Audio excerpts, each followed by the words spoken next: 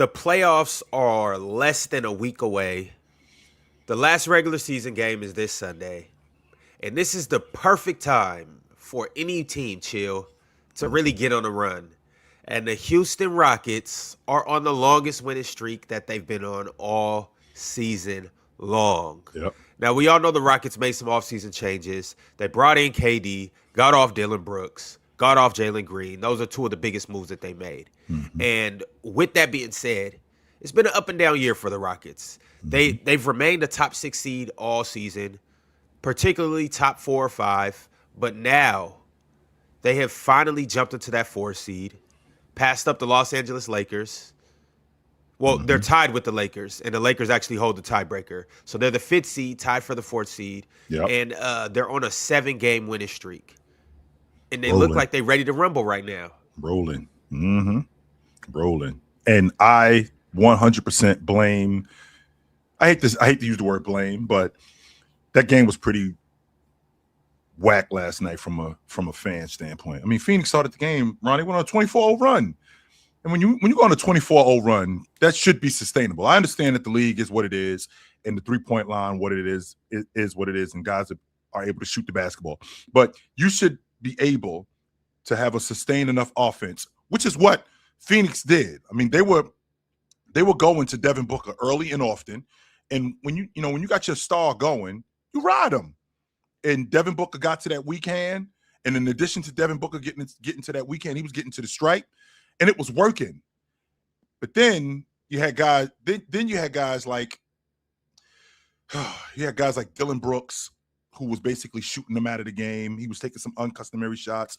Jalen Green couldn't make a shot. Mark Williams was really good around the basket yesterday, Ron. And I thought that they should have went to that more than they did, because he was basically having his way around the basket, whether it was off the offensive glass or it was just getting finishes around the rim. He was really good around the rim. But the problem was they couldn't sustain that just from those two guys, because they went away from it. They started going to guys like Dylan Brooks. They started going to guys like Jalen Green, and they ended up allowing Houston to get back in the game by shooting themselves out of the game. That was the whack part about it. And I want to bring it to kind of the dialogue around Houston all season. Yep. And I'm not necessarily talking about, worldwide, nationwide, from, big media outlets. I'm not talking about what they talk about in the city of Houston. I'm talking about what we talk about here on the panel. Yep. We've been very critical of Houston, but I think a reason why we've been critical of Houston is because we had high expectations for Houston. Now, we all know they lost their point guard, Fred VanVleet, tore his ACL before the season even started. Yep. They got Kevin Durant, which automatically made them a contender. It's just like if any team trades for Steph Curry, the expectations that we're going to have for that team is going to be very high. Mm-hmm. That's what happened when they got Kevin Durant. They were the number 3 seed last year. So we were expecting the Rockets to be good. They were the number 2 seed last year? Yes. Okay. Mm-hmm. My mistake. They were the number 2 seed last year. So the Rockets were a good team, and they added Kevin Durant. I want to add that context before I read this super chat from Dame the Great. Dame the Great said, put some respect on his name, Ron. Mm-hmm. We peaking at the right time. They won the trade, huh? 0-4 on the season. KD hate got to stop. The Rockets have beat the Suns all 4 games this year?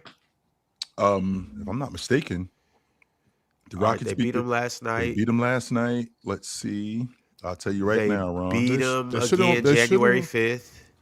They beat them December 5th. They beat the hell out of them December 5th. Mm-hmm. Oh, did they play them in the tournament, the midseason tournament? No, November 24th. They played them and beat them again November 24th. So they beat them all 3 times that they played them? Yeah, smoked them November 24th. 114 to 92. Why would they play them 4 times? Yeah, they're in different divisions. Had to have played them in the tournament then. Yeah, had to have played them in the tournament then, yeah. Yeah, December 5th. Oh, yeah, remember the Phoenix when they went on a run? And that's when we kind of started paying attention to Phoenix. Didn't Phoenix lose the – yeah, they did play them. They were in the same bracket with Houston. It was them, Houston, Oklahoma City. They was in that bracket. I remember that. Yep. I do remember that. But, again, this Houston team, they've actually been scoring a lot lately, Ron. I mean, the two of their last 7 games, they've scored over 130, right? I mean, they've been above league average right? They've been above league average in terms of buckets. Their offense hasn't been great throughout the course of the season, but it's been good over these last 7 games. Sengun has actually been better. Amin Thompson last night, all of his buckets, like the 22 points that you see, everything that he got, Ox, was at the rim. He actually shot some mid-post and some mid-range shots where we got a donut, no doubt about that. But everything else, being in the dunker spot, cutting to the basket, finishing around the rim, he was fantastic at that last night. Guys, contrary to popular belief, I actually like Houston. And I've liked Houston all year. What you like about them, Ron? I mean, outside of KD, what's blowing your skirt up when it comes to Houston? When it comes to Houston, the reason why a lot of people wouldn't think that I like them is because of Kevin Durant. But KD is KD. I can hate on KD. I can say all I want about KD. We all know who KD is. KD is KD. What I say doesn't take away from what KD brings on the court. We all know who KD is and what he is. What I like about Houston, though, is chill. Yes, sir. They more so went at you when it came to Amin Thompson, but I still like Amin. And it's because you said he could be the lead guard. I'm not talking about point guard. I'm not talking about responsibilities and duties. I'm just talking about who Amin is as a basketball player. Yeah. Amin is a guy you want to go to war with every day of the week. He's a guy you want on your team. He's a guy that's going to play tremendous defense, run the floor. He's going to be the most athletic player. On offense, he can be frustrating at times, but he's still able to get to that hoop. He's still able to make things happen. He's still able to crash the glass. He still knows how to move without the ball. That's one piece. Yep. I still like Sengun. Sengun has his troubles as a scorer, but Sengun is still top 5, top 8 talented offensive center in the league. Top 8, top 5. I'm not gonna go that far, Ron. I'll give you top 8. Center. Yeah, no, I'm just talking man. about center. Just 5, man. I'm not gonna. Can we name 5 better centers just offensively? I mean, if we're thinking about offensive centers, just offensively, Ron. Yeah, just offensive. Ox, I know. We're just talking about offensively. I'm just talking about how skilled he is. Jokic, Wemby, Joel. That's 3. That's 3. Very easy. Is Bam? I think Cat. I think 7-point Bam. Nah. I think Cat is better than him offensively. There you go. I can give you that easily. I Kristaps think Cat is Porzingis. better. There's 5. Easy. I don't. Kristaps. Come on now. But the same thing you said about Bam. Kristaps. I think Sabonis is better than him too. No. I think Sabonis is better than him too. Thank you. I'm waiting for somebody to say. Jalen Duran. There's 5. I'm not mad at Jalen Durant. Definitely. I'm going with Sabonis. I think Sabonis is better than him offensively. My only thing, Ron, with Sengun, I never got as high as everybody did on Sengun last year. Yep. To be able to drop and be so low on him this year, where everybody had got real low on him this year. I think he's still right where I had him, which is around this area, I guess. So I'll say 8. I'm good anywhere from 8 to 12, whatever. I think Sengun's a good player. So I never got super low on him this year because I never got as high as most of y'all did. So I'm still right there with Sengun being the same player he was. My only thing with Amin Thompson is I just think Amin is a player that needs a point guard. So as soon as he gets his point guard back, I'm gonna be back a little higher on Amin. That's my only hesitation with Amin. So once again, with this Houston team, like I've been saying since Freddie got hurt, I just don't see it being them winning a championship or competing for a championship. That doesn't mean I don't think they're a good basketball team. I just don't think that they can accomplish their full potential right now. I think they've over accomplished. Or think they've overaccomplished? You think they've overachieved? Sorry, that's the word. Overachieved. So with their 50 wins, Pin, think 50 was too much? It's not that it's too much. It's just like I think prior to the Fred VanVleet injury, Vegas had them around 54-ish, around there. So when you lose Fred VanVleet and you might just get 52, that's great. And then you also lost Steven Adams, and I'll guarantee you Steven Adams adds 2 wins to that too. So yeah, I think Ime Udoka deserves a lot of credit. I think every single player on that team suffers from the exact same issue. It's the Tony Robbins issue. What's that? So chill. You remember that thing that Tony Robbins does at his seminars where he says, Okay, look around the room. Everything is blue. Everything is blue. Everything is blue. Now close your eyes and tell me what's red. Yeah. I think it's the same thing with Mm. Alpi. It's the same thing with Amen. It's the same thing with KD. It's the same thing with all these guys. Is we narrowly focus on them as what they're not, and we completely lose sight of what they are. Right?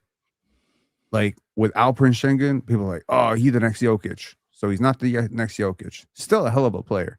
Amen Thompson, you say he's a lead guard. Some people saying he's a superstar. Some people said he's going to be a top 10 player. He's not that. So we lose sight of the fact of all the stuff that he is. Yep. Right? It's the same thing with Reed Shepherd. Reed Shepherd's top 3 pick. Some people expecting him to be this, that, and the other. I think he's had a fine season.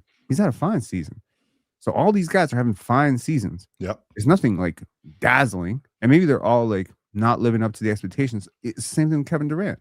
Some people are like, oh, KD got to be championship #1, whatever. You know, he got to be this and that. So every single time he's not that player for even a quarter, people start bitching about it. And Are we focusing on all the good things KD's doing? yes, we are focusing on a lot of the Hey, good by the things way, that he's doing. that's not called the Tony Robbins thing. What's it called? It's called the frequency illusion. Okay, the frequency Oh, illusion. damn. I can get with that. We learning. Tony something Robbins new has today. used it before, though, Ron.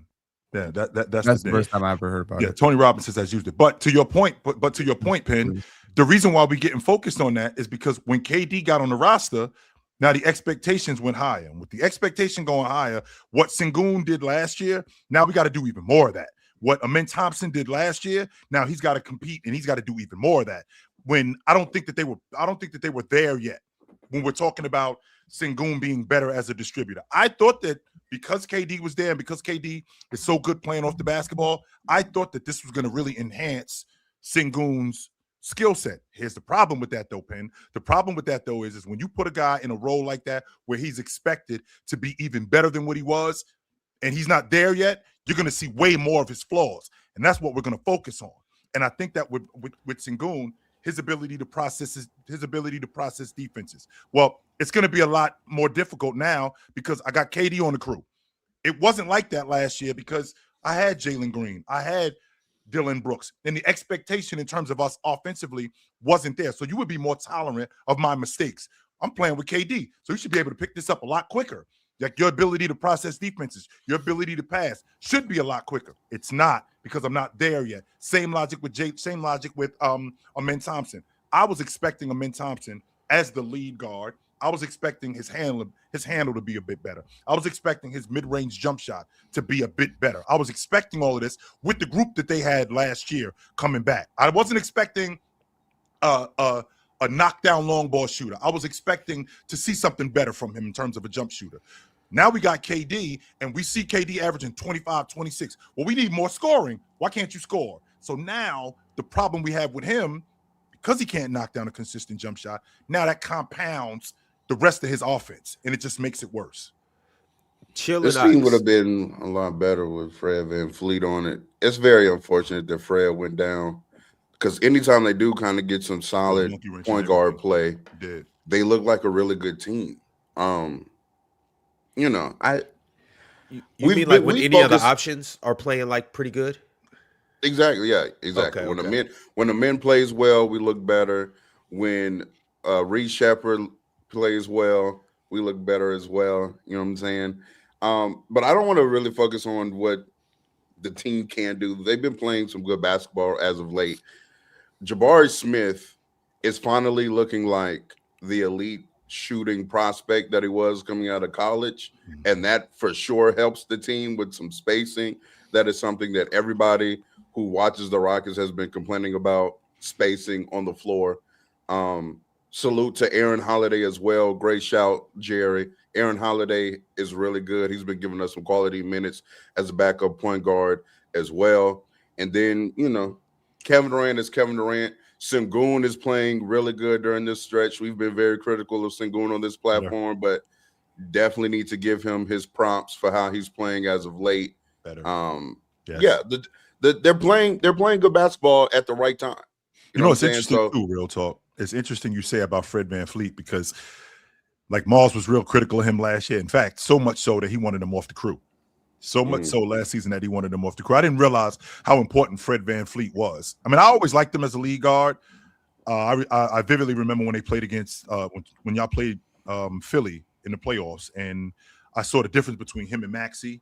I thought Maxey was better. I mean, I thought from an athletic standpoint, but I always thought that Van Fleet. I always thought that he was a really good. You talking 2022, Chill? The year that y'all lost him when Joel Embiid got his face broken.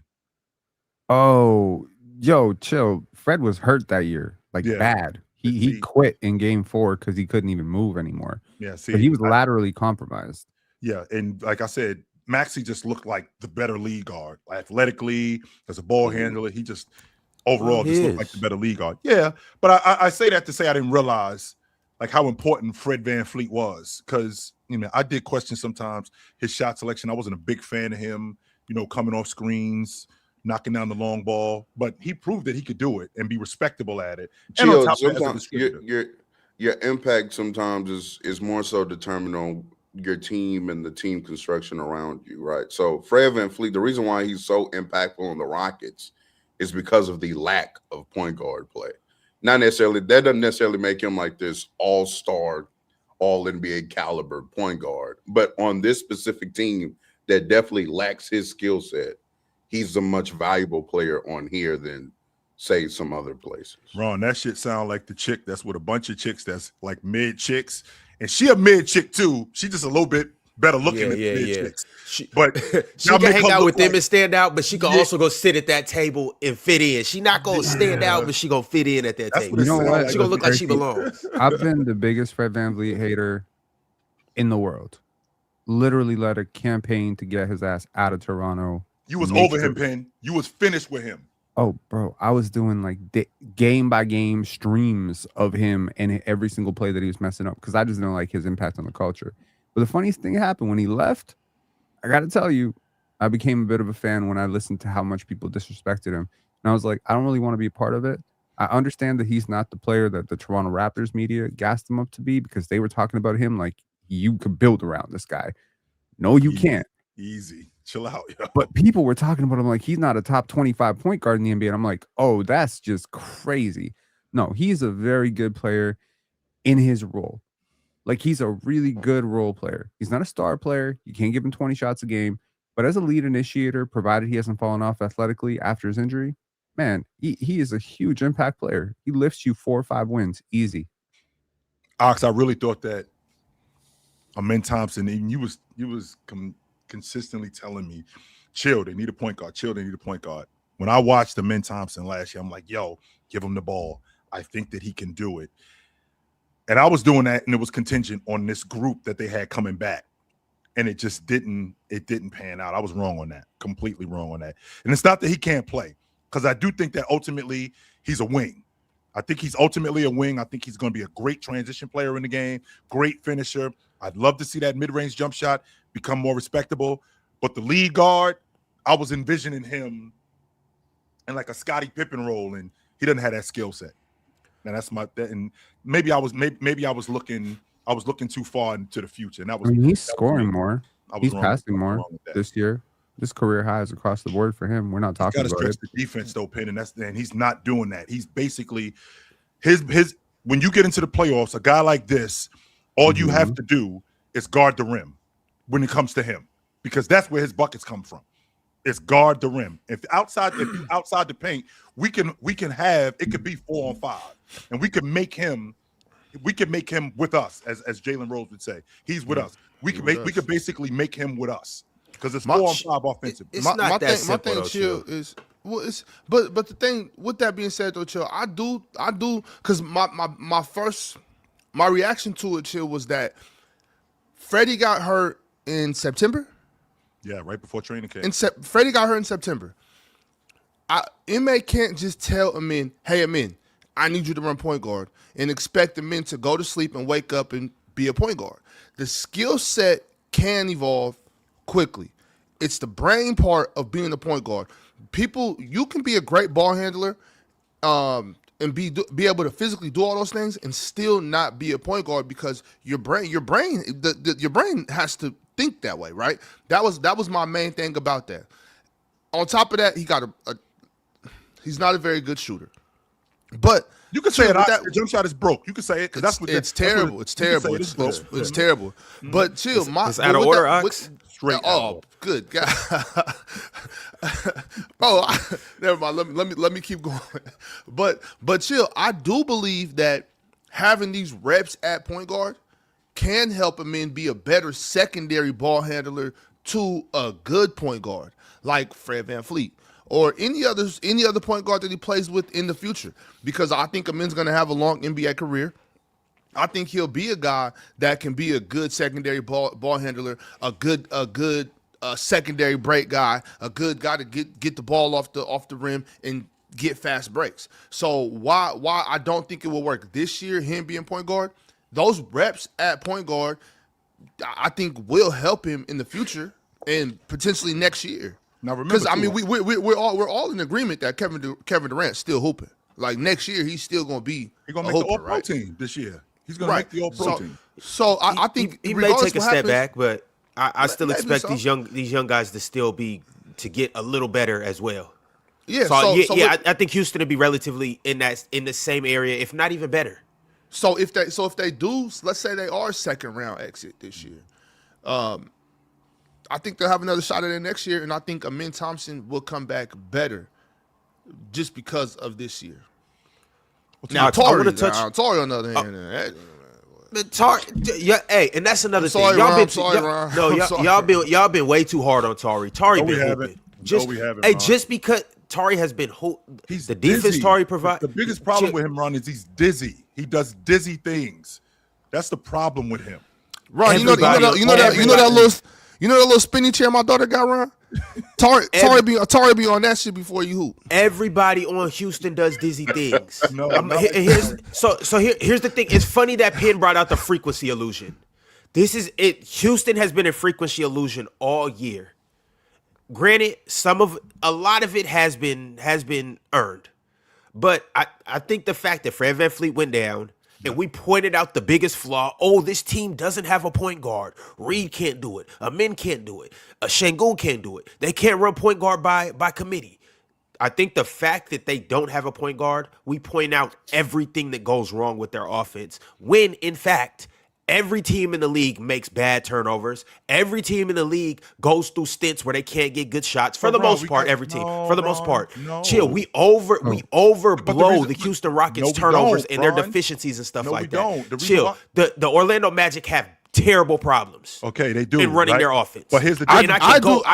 I can go through the league. But here's the difference. And there's a ton of teams that suck on offense, suck at executing, make bonehead turnovers, can't shoot. It can't execute in the meat and potatoes of the game. And it's not just the Houston Rockets. But no, Ron, I think we do that, Ron. I know I do that, Ron. But you know what? I think I'm right for doing that because they can't fix it.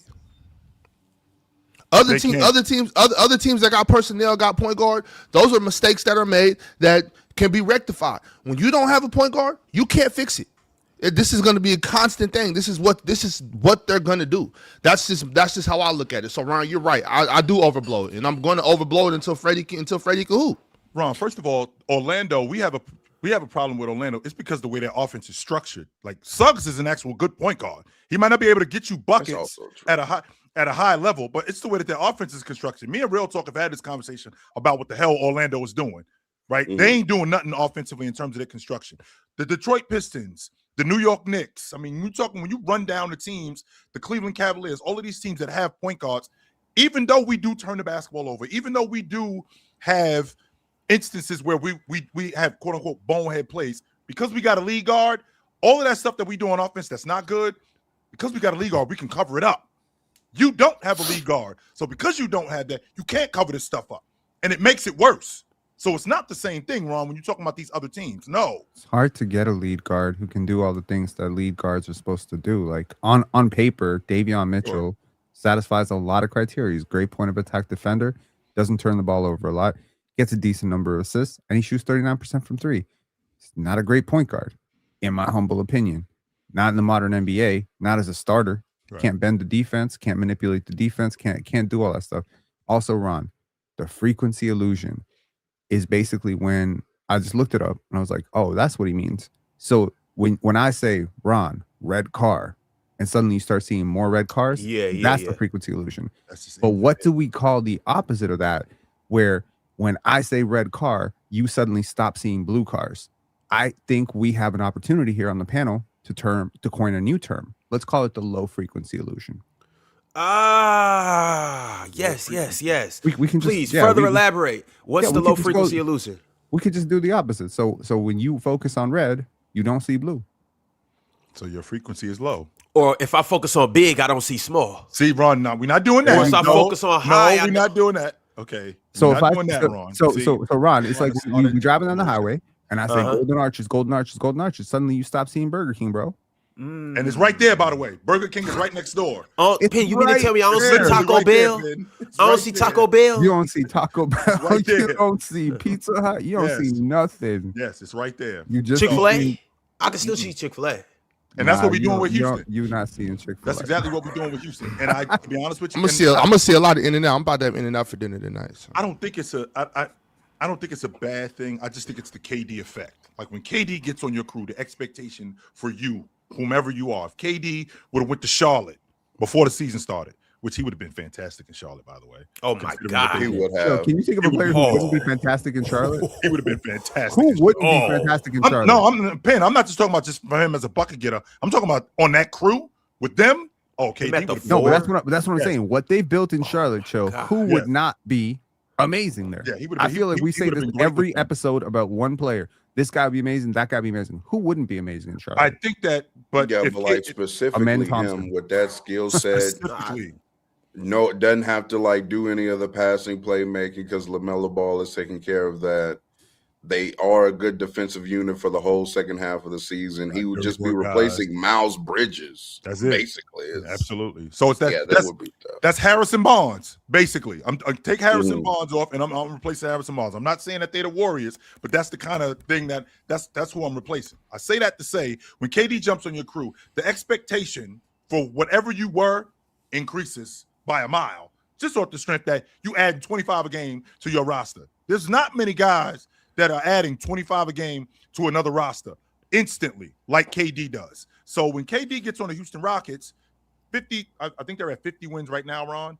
I mean, they won 52 games. I think they won 52 games last year. I think they were either the second or the third seed, right? So with that, second seed last year, but they were the second seed. When you are the second seed, you're able to keep your core. You're able to keep Sengun. You're able to keep Amen. You're able to keep Jabari, Tari. You get KD on this crew. Immediately, the expectation is, we can get to the Western Conference Championship. When you still have Van Fleet, when you still have Steven Adams, we can get to the Western Conference Championship. Because now the biggest problem that we had, which was buckets, now we can fix that. That's the deal. Well, we still have to take in consideration the skill set that our other guys have. They still developing that, right? Yeah. So real talk. The bathroom ain't finished yet. The building looks great. The bathroom isn't finished yet. Right? So you got to use the porta potty still? Yeah, the plumbing in here ain't great. No, we still got to fix that. That's not there yet, right? The kitchen, them cabinets, they weak. We still got to fix that.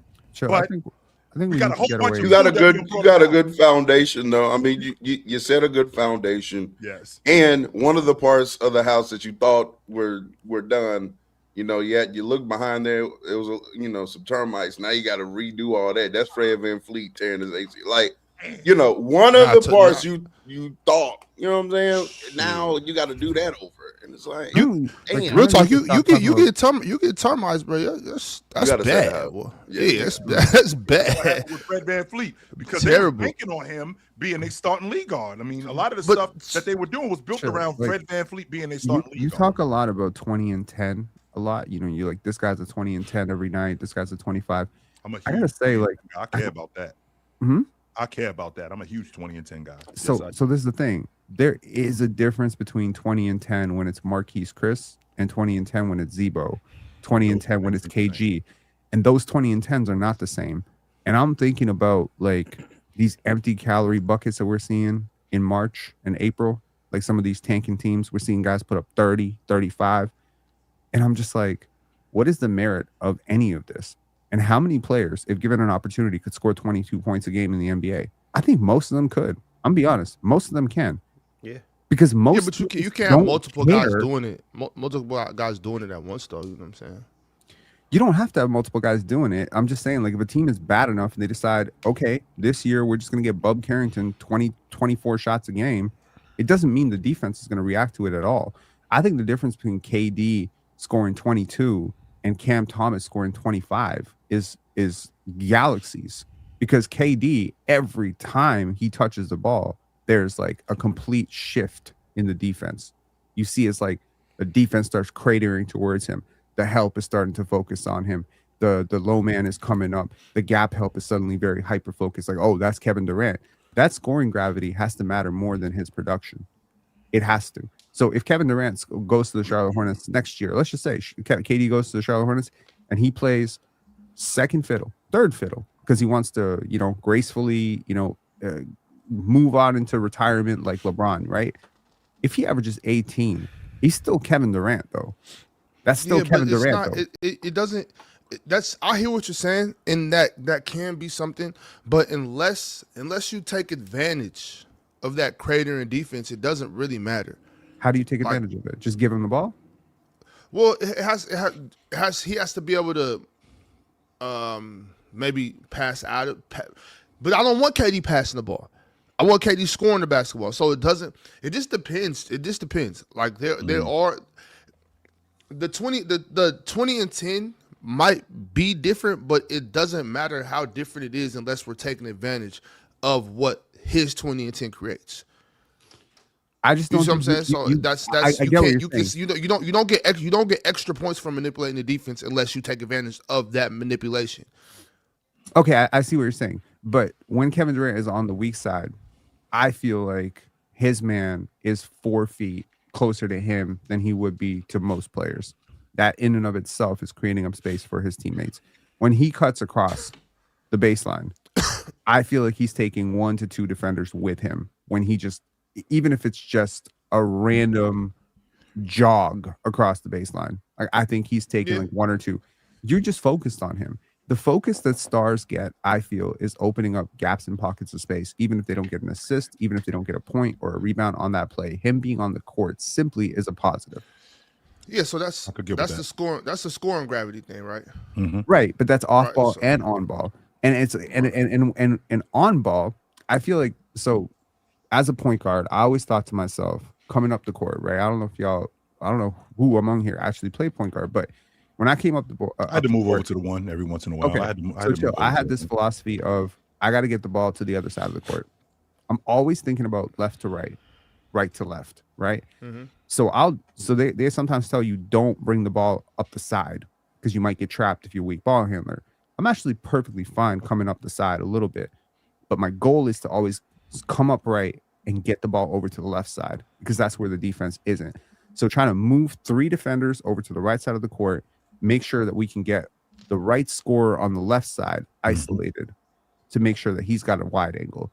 So my view on this is if I'm a solid scorer, it's a lot easier for me to do that. Steph Curry bringing the ball up the court is a heart attack.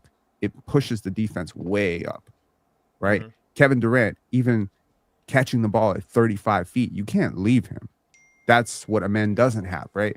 So him at 35 feet, what does that do to the space on the court? That totally changes your passing angles, your screening angles, your spacing. It's a one-man, like, it's the reverse of Wemby. Like, Wemby could be a one-man zone.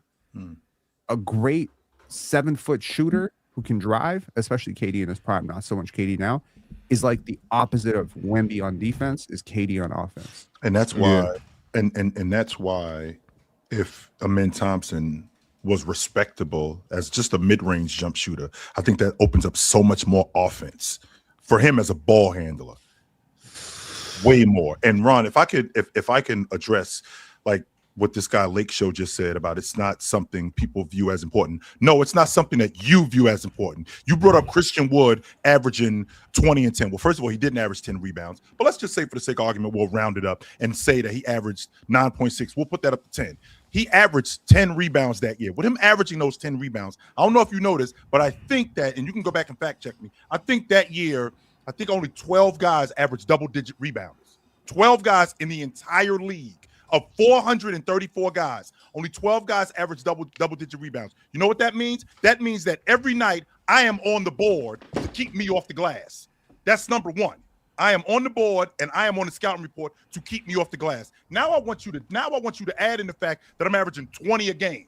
Even if I'm on a bad team, I am at the top of that team, the opposing team's list, to keep me off the glass and to keep the ball out of my hands so I don't score. So the idea of averaging 20 and 10, you are huge in the game. You are a big-time part of the game. And I've always felt like a glass cleaner plus a bucket getter at that level is a big-time player. For you to sit there and tell me, not everybody views it that way. No, everybody doesn't view it that way. But you don't view it that way. So say you specifically, because there's plenty of people that I know that do give a shit about 20 and 10 guys. You might not, but I definitely do. So 20 and 10 is a big deal. Everybody knows that. But like that, so I don't understand what it might not. Somebody's 20 and 10 might not be the same as another person's 20 and 10. But to be a 20 and 10 guy, that means you're making an impact on the basketball game. I don't want to hear empty calories and all that other shit.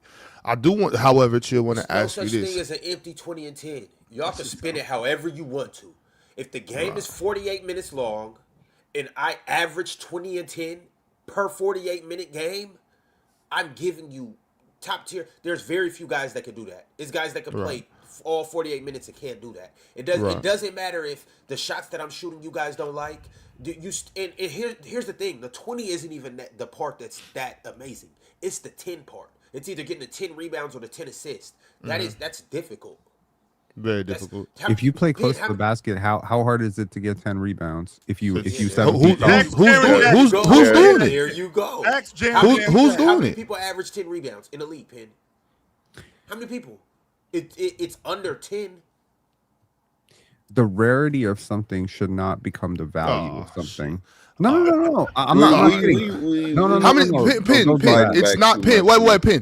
It's not easy to get 10 rebounds At all. You got to, and on top of that, regardless if it's easy or hard, it's important. If I'm on the court and my guys know, hey, he gonna grab 10 boards for us. These could be defensive rebounds. Let's not even talk about the super important offensive rebounds, second chance opportunities. 10 defensive rebounds. If my team knows.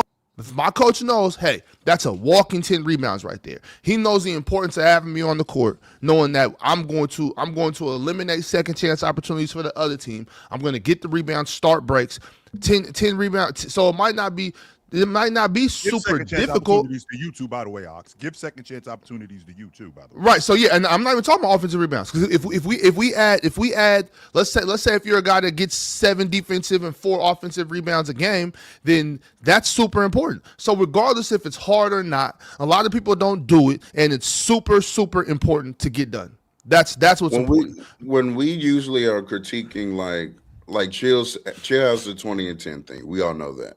Does everybody's 20 and 10, as Ox said earlier, impact the game equally? No, it does not. But I feel like when we have these conversations, though, you have to find the exception. Is it not being impactful? Then it is being impactful. Like when you look at the players right now that are averaging 20 points and 10 rebounds, the two that come to mind right now, without me like filtering it out on some, is Nikola Jokic and Victor Wembanyama. Now. Just right quick, real talk. You have Karl Anthony Towns, Donovan Clingan, Rudy Gobert, Jalen Durant, Jalen Johnson, Bam Adebayo. 8 people. Well, that's averaging 10 rebounds, right? 10 rebounds? Yeah. Now, is Bam a better rebounder than Mitchell Robinson? They're all just averaging 10 rebounds. But you're talking about 20 and 10? Yeah, I'm talking about 20 and 10. Oh, yeah. Who's giving you 20 points? Joker giving you 20 and 10, Cat giving you 20 and 10, Vic is giving you 20 and 10, Jalen Durant is not giving you 20 and 10. He's giving you 18. Yeah, Bam and Jalen Johnson. And Jalen Johnson. Jalen Johnson. Sengun's 20 and 9, but not quite 20 and 10. Bam giving me 20 and 10. Now think about that for a second. That's like 6 or 7 guys in the whole league doing that. Okay. Just go ahead and put DeMontis in there too, even though you know he ain't playing. Sure. We all know that many great. I think we could break through something pretty amazing here. I have always believed that archetypes dictate narratives. So we watch Michael Jordan, we watch Kobe Bryant, we see certain box scores every single night, right? It's the same thing with great big men, right? We watch Tim Duncan, we watch Kevin Garnett. He's a sweato. There we go. Suedo out. So when you watch these guys every night put up 22-12, 22-10, 23-11, you start to kind of train your brain into thinking that's what this is supposed to look like. So when Alperen Şengün comes and he gives you 24, 11, 5, there's no consideration for how he got to 5. There's no consideration for how he got to 11. There's no consideration for how he got to 25. People are like, that's Jokic. When somebody comes out and he's a good defender and he gives you 24, 11, 5, and 2 blocks and a couple steals, you're like, that's Kevin Garnett. When someone comes out and, you know, they're firing on all cylinders, they're hitting 3-level scoring, they give you 25, maybe 28. Absolutely nobody does that. Nobody says, "Oh, that's Kevin Durant or Kevin Garnett." No, nobody does that. No, I don't care what you're averaging. No, if Evan Mobley came out and was averaging something like that, we still wouldn't be like, "Oh shit, that's Kevin Garnett." No, we wouldn't. Evan Mobley Absolutely was not. literally compared to Kevin Garnett. No, Yes, he was. And Evan Mobley. that's not. It's not. It's not a comparison. It's a draft. Like it's okay. But look, Pin, I see what you're saying. That they're saying, "Oh, this guy has potential to be like a Kevin Garnett archetype guy." That's not. He. When you see him play, he's still no Kevin Garnett. No, So but that pre-draft shit stuff that doesn't really matter. You know what I mean? You know how many times everybody pre-draft gets a comparison. what was the kid from Indiana that got drafted to the Bulls that they were like, oh, that's the next Scottie Pippen, and I Hang was on. like, oh wasn't- shit. he wasn't Right Indiana, now, we but have it was Cooper Flag going Chandler, crazy with these numbers, right? We have Cooper he was Flag from putting up Boise these State. numbers. I Who's saw Boise somebody. State? Was he? I saw somebody put up Cooper Flag's numbers next to LeBron James' rookie numbers. Right now, I am old enough to remember LeBron's rookie season, and I'm also old enough to remember his final year at St. Vincent St. Mary. Respectfully to Cooper Flag, he ain't nowhere close to LeBron as a passer. It ain't even close. The comparison is He's absurd. not even close to the athlete either. He ain't close as an athlete, and frankly, he probably ain't close as a defender right now either. But respectfully to Cooper Flag, this is not hate. I'm just saying, He's a better you put defender. these 27-7 next to LeBron, and you'd be like, oh, look, higher field goal percentage, higher points, higher rebounds. Oh, he's the next LeBron James. That to me is See the beauty of watching basketball. This is why I said that shit. What I said the other day. This is why we shouldn't be allowed to know these stats. This is why you should be forced to watch Doubling basketball. They need. I said $100 a month last time. They shouldn't even be available. Because of what you're saying right now. See, I said that for the people that think like you. If I see somebody average what LeBron averaged, I'm not going to sit there and be like, man, he's like LeBron. No, because I can look at I can watch the game and see that kid ain't nothing like LeBron. Never has been, never will be. That other kid that you talk about is nothing like Kevin Garnett. Never has been, never will be. I mean, he's a 7-footer who blocks Just shots. watch the Fluid on the game. perimeter. Yeah, there's differences, but like we're not doing a 1-for-1 right now. Caleb Wilson is being compared to Kevin Garnett. AJ DeBonce is being Who? compared to Tracy McGrady, You're from North Carolina. North Carolina. Why? We got Darren Peterson being I compared mean, to Kobe Bryant. But why exactly? Relax, That is a good question because the Relax, numbers are similar, and that's what I'm trying to tell y'all. 20 and 10. It doesn't have to. 20 and That's 10. not because of They numbers. just though. having That's fun, because man. of- They got You remember LeBron said 2 points is not 2 points? Yeah, he did say that. That's correct. I love that quote, and I wish he would expand on it further. I wish he'd write a book called 2 points is not 2 points, because 2 points really isn't 2 points, dude. Except for it literally is, though. It's literally not. I know where Well, Penn is going you're with right, this. because if I you're do. playing against Steph Curry and Klay Thompson, 2 points is actually 3 points. But that 2 points could be that. No, it's not. It's 2 points. Or if you're playing against Shea, 2 points is 1 point because he's a free throw merchant. Even though Luka averaged more free Alright, throws, bro. Luka shot more free Luka throws this too. year Luka too. than Luka. But with that, This is Suedo. If I ever heard it if I've ever heard Suedo, this is Suedo. Like I'm Suedo? this is Suedo. This is some fake deep shit. 2 is 2. 2 points is going to always equal 2 points. I don't care where it comes from. I don't care who does it. 2 points is 2 points. 1 point is 1 point. 3 points is even 3 if points. it's a momentum swing. I'm gonna This send is you. so Suedo. I'm gonna send you Terrence Howard's latest Turning this into something work. else. Please don't. Interesting. All right, I'm send it to begging me, you. man. Please don't. Wait, Oh, chill. look, check it out, I wanted to man. ask you a question real quick about the Rockets, though, chill. real Yes, quick. sir. I wanted to ask you because so last year they were the 2nd seed, first round exit. Yep. This year they'll be probably the 4th seed, 5th seed, and play the Lakers and probably win that first round, right? This last year they had 52 wins. Yep. This year they'll probably get 51, 52 wins, right? They'll be around that. Yep. That last year they didn't have Kevin Durant. This year they have Kevin Durant. Mm-hmm. Are they moving forward right now? Even like if they go to if they make a second round, say they lose in the second round, did they improve this year? Do y'all feel like the Rockets are better this year than they were last year? I do think that playing with Kevin Durant, all of the stuff that I wasn't good at, I get to expand on it, and now I get to become better at it. So next season, I think that you'll see a different Amin Thompson. I think you'll see a different Jabari Smith off the strength of playing with Kevin Durant this season. I think that Jabari Smith in October, he's not the same player that he is today in April. I think that Sengun is not the same player that he was in December that he is today. He's not the same player. When you're playing with a guy like Kevin Durant, one or two things is going to happen. You're either going to go the other way or you're going to get better. There is no staying at the same space that you're staying in. Right. And I think that Amin Thompson, I think he's processed the game a little bit better. Like some people will say, all he does is stand around the rim and catch lobs. Okay, well, I still have to understand the defense. This ain't the park where I'm just running to the rim. No, it's not that. I do need to know where I need to be and how to be the most effective and how to manipulate defenses in order to get buckets like that. I do need to know that. So I do think that some of those players have gotten better. Yes, I do think that. I'm only asking because I think people are going to base that. I think people are going to base that on them probably getting to the second round, beating the Lakers. Whereas last year they lost to the Warriors before who got hurt? Before Steph got hurt. Yep. Or Jimmy got hurt. Whoever got hurt. It was buckets. Mm-hmm. They're a better team because Kevin Durant's on the team. I mean, that's number one. Number two, I do think that the fruits of their labor, more so, some of them will be seen more so next year, like Chill was alluding to Amin Thompson. Like Amin Thompson getting all of these on-ball reps, may not be seen as far as the development this particular season, but it will bode well for him moving forward.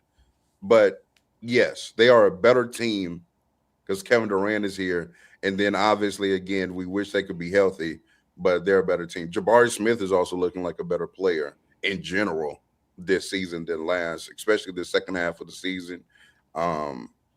Reed Shepherd is obviously way better, way better player this year than he was last year. So I do think that they've gotten better, even if it doesn't manifest in their record being particularly better. And they out last year, Ox. If they end up moving down to that 3 seed, Minnesota beats them. They out. So it doesn't make a difference if they play Golden State at the 2 spot or if they play Minnesota at the 3 spot last year. They're out in round 1. Fellas, I'm still not all the way out on the Rockets this year. I like the Rockets. I like what they have, and I think they are going to be an extremely tough out. Now, obviously, they're in the 4-5 seed, so they're only a game out the 3 spot, Ron. They're only one game out the 3 spot. Do you think they catch Denver? Denver got to play. Well, Denver got to play Oklahoma City twice. Twice, but who knows? We don't know. Okay, so he could be sitting out by then because they have the 1 seed locked up. They got that seed wrapped up. Yeah, well, we'll see. And they got to play the Spurs one more time too.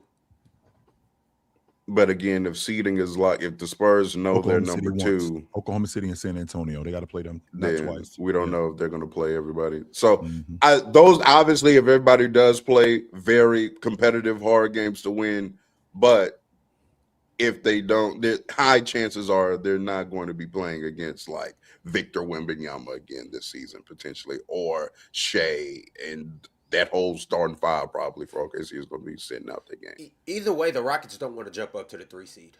They want to stay right where they're at and play the Lakers. And with that being said, I think we all probably have the Rockets beating the Lakers. Unfortunately. This sound to me, every time I hear Ron say this kind of shit and then I get roasted for it, this sound like duck and smoke. That's what this sound like to me. You know what? Let's chill out right here because we don't got to see them dudes. We can beat these dudes. No doubt we can beat them. Let somebody else deal with them. And teams do it all the time, real talk. Let's not act like teams don't do it. Teams do it all the time. As far back as Barkley, the teams did it all the time. Like Shaq used to talk about it all the time. If we can avoid the Spurs or we can avoid this team for as long as we can, we will do that. 100%, Ox. Absolutely. Hey, but the downside to that though is if they do stay at the 4 seed, they get the Lakers in the first round. But in the second round, you got to go see Oklahoma. Now, I don't have the Rockets beating Oklahoma. Yeah. But Hot once take. again, I'm a little higher on the Rockets than you guys. I think they're going to be a little more competitive in this series than, everybody's going to come and say, "Oh, OKC in 3, OKC in 3." I like the Rockets, man. I think they can match some of that firepower. I think they can go ahead and get a game or two in this series. And How are they going to score? I just want to ask you, like, literally, how are they going to score? You know that little orange thing? It's like the same color as this. Yeah, absolutely. I'm saying who's going to be the one putting it in the basket? I'm saying who? The Rockets, and I keep saying this, they're not as bad on offense as you guys give them credit for. They're really not. Who's going to be handling the ball against OKC in that series for them? Amen Thompson. Amen. Reed. I'm just being honest. You ask a question. This is a very direct question, real talk. Şengün. You're asking the question. And I think Aaron Holiday handles some. So your primary ball. This might be the first game in NBA history where 3 different guys have 10 turnovers. Your primary ball handler played them this year. Series. Yeah. And none of them had 10 turnovers. Yeah, that's your that's your primary ball handlers. Your primary ball handlers are going to be there are Shepard, levels to this. There are levels. Amen Thompson, Şengün. These are your primary ball handlers, and then your secondary ball handlers are going to be Tari. I mean, KD is not really a ball handler more than he is a bucket getter. That's what I think that's what he's going to be more of. So to answer your question, those are going to be your primary ball handlers. Chill. The reason why the Rockets Amazon Prime. Sorry, yesterday on the Amazon Prime graphic for the Lakers versus Thunder. Do you know who they had? Who on one side? Luke Kennard. Luke Kennard. Luke Kennard. It wasn't against the Thunder. It was against the Warriors last night. I'll be lying. So this like two days ago or whatever. It was like the Lakers versus the Warriors, and it was Steph and Luke Kennard. Luke Kennard is a hooper, so shout out to you, Luke. The only reason why the Rockets even go ahead, Rita. Go ahead. Only reason why those previous the first game of the season, that game went to like double overtime or something like that. Yeah. But Steven Adams was available. The only way the Rockets even compete in games, Şengün has to play really well like he did in that first game against them. They have to absolutely obliterate OKC on the boards to create extra possessions for them to excuse shooting 39% from the field. And hopefully Tari Eason and Jabari have a hot streak for that series and shoot the lights out of the ball. And then maybe we can get to 5 games. Maybe. I think they smoked them, real talk, in 4 games. I don't think they get a game. I think they smoked them in 4 games. Oh, they'll get one off on them. No, they won't. I think they get 2, man. Houston is a tough team, man. Houston is like they still have a very good defense. They match up against OKC very well defensively. They could throw a minute at SGA. They got other guys. Ron, Oklahoma City's defense tramples them. Just their defense alone and them creating turnovers are going to trample them. And because now what's going to happen is that I'm expecting KD to keep us in games. That's what's going to happen. I'm expecting KD to keep us in games because you already seen what happened a couple of days ago with Coach Udoka with Şengün shooting threes. Man, get this dude off the floor. So we're going to have shots like that against Oklahoma City. More shots like that, which is going to lead to more fast break opportunities, which is going to lead to more buckets. Ron, they trample them. Just Şengün can score the basketball, though, too. Şengün can score, too. No, Ox, no, he can't. We just forgot that Şengün's an all-star, that he could score the ball, and that he's averaged 20 for the last few seasons. Well, that doesn't matter. And then they're gonna quadruple team KD, so KD's not gonna be able to get nothing off. Reed Shepard's not gonna be able to make a shot because he's never played in the playoffs and he's scared of the bright lights. Not like First of all, nobody said that Şengün can't score. We've seen a bunch of great scorers. He's slow, Chill. He processes slow. You can't process slow against OKC. You got to process at hyperspeed. And I got to say, you could build a time machine, put 2016 KD on this team, and I would still pick the Thunder. The gap is very large. You think 2016 KD saving this? Come on, No, Hell no. Come on, man. Come on. No, see, this is why y'all be calling me OKC hater, because y'all be hyping the shit out these boys. Go get 2016 KD. KD. Oklahoma City is smoking them. What they gonna do with Pete KD? The real Kevin Durant. Okay, let's We talking about the real Kevin Durant. Okay, they're going to lose because OKC is a better team. We're talking about the real Kevin Durant right now. We're talking about 28 and we're to talking about a 34 better games, team. super athletic KD. We're talking about that dude. They still run them dudes out the arena. Man, y'all just be hyping the shit out this team. No, it's not about hyping. It's about knowing when players are overmatched by better teams. That now, does that mean that Kevin Durant, real Kevin Durant, isn't an all-time great player? Of course he is. But how many times do we have to see? He's sitting them boys down. No, he's not. How many times do we have to see every single one of them spanking them? Alex, you come get some. Boom. Lou, you come get some. Boom. Hey, J-Dub. Hey, J-Dub. Hey, J-Dub, you come over here and get your young ass some too. What about Lou Dort? What about Lou Dort? Lou Dort, he's over his knee. You see this knee? Listen to what he's saying, right here. Come over. Okay. And spanking them boys. Chet Holmgren might want some. What's gonna happen? No, Chet don't want nothing to do with this. Okay, Chet don't want nothing to do with this. Case and little ass don't want. Case and little ass don't want nothing to do with this. SGA a two-way player. Ox is basically saying all of them dudes in Oklahoma City don't want nothing to do with KD because he's spanking all of them. You being a Kevin Garnett fan, make it clear because KG said the same thing about James. You might be better than me. Shit, you might even be better than me and him. You ain't better than all of us though. I bet you that. You ain't better than all of us. That's the problem. This ain't. But wait. I want to be clear. But look, it's not one player. I don't see. Real talk. When this team starts doing bad, y'all start acting like. So Amin can't dribble very well, but he's still a good basketball player. Yes, he is. Sengun is still a good basketball player. And to Penn's point, like he said earlier, when you got a guy like he talking about this KD. When you got KD, do you know what that Kevin Durant opens up for Amin Thompson? What he opens up for Jabari? What he opens up for Sengun? What does he open up for them, Ron? Everything. Everything. Basketball. Even if I'm still he can shoot. You don't got to shoot the basketball. You don't got to shoot the basketball no more. I'll do that. You can cut. You can do everything else. No. I'm talking about they're not gonna. He doesn't have to score all the points. So who's gonna? And he's not going to. So why you act like Sengun can't score the basketball? Just because Kevin Durant gets better means these players got worse. Don't forget they do have 50 wins this season. Kevin Durant's not scoring all the points. No, he isn't.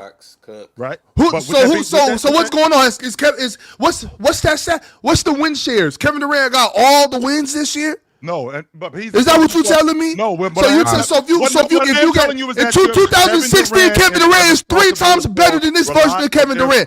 Why y'all acting like Kevin? Do y'all forget who Kevin Durant was? Kevin Durant is you niggas don't even like Kevin Durant. The top two up there. I don't see. That's the thing. See, but real talk. That's why I don't do that. I don't gotta like you to understand who the fuck you are. Okay. What I'm saying is one play. I didn't. Hey, you know who else I didn't like? I didn't like Kobe Bryant. I know. Okay, and so what? I know. You don't like LeBron either. That's why you got him number 6. Right. No, I got LeBron number 7, not 6. 7. I'm sorry. We have to take a brief intermission because things are getting too hot up here. And so you know how we're going to cool things down? We're going to go over to Splash Sports. We're going to jump in the water, cannonball in the water. And it's going to get nice, cool, and it's going to feel amazing. Because over here in Splash Sports, you have the opportunity to make the biggest splash into your bank account that you've done all year long. And you could do that simply by obviously downloading the app and using code CHOICE. And when you make your picks, you're competing against fans. You're not competing against the house. You will get 100% deposit match up to $50. That means if you deposit $20, you'll get matched 20. If you deposit 40, you'll get matched 40. But if you deposit 50, you will get matched up to $50 plus 100% quick pick boost. That is that's a deposit match and a quick picks boost by 100%. Guys, it doesn't get too much better than that. Nobody else in the industry is giving you these favorable multipliers, plus nobody in the industry is giving you these type of incentives. Download the app, use code choice, get your 100% deposit up to $50 and get your 100% quick picks boost. With that being said, we're gonna go ahead and do it right now. What we're gonna do, the quick picks, because this is the best game out there. This is the best thing going right now in the DFS industry. Let's go ahead and get into it, y'all. We got some good games tonight. What game do we want to rock with? We got the Magic and the Wolves. We got the Cavs and the Hawks. We got the Spurs and the Blazers. We got the Thunder and the Clippers. Yes, let's do that. Can I petition that we just don't do unders anymore? Because yesterday's unders didn't you go mean so lesses? well. You mean Lesters? Sorry, my bad. Lesses. Oof. Shoot.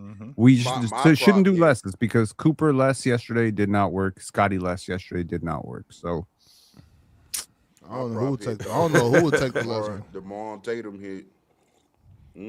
Excuse me, Mr. Ox. Good morning, sir. Can I have Hello, brother Ox.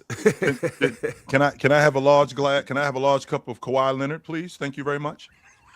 Hold on. They just played last night. Yeah, and they played tonight. They're too. playing They tonight. Oklahoma City. sure. Oh, that's right. The chat gonna ask you to pause that.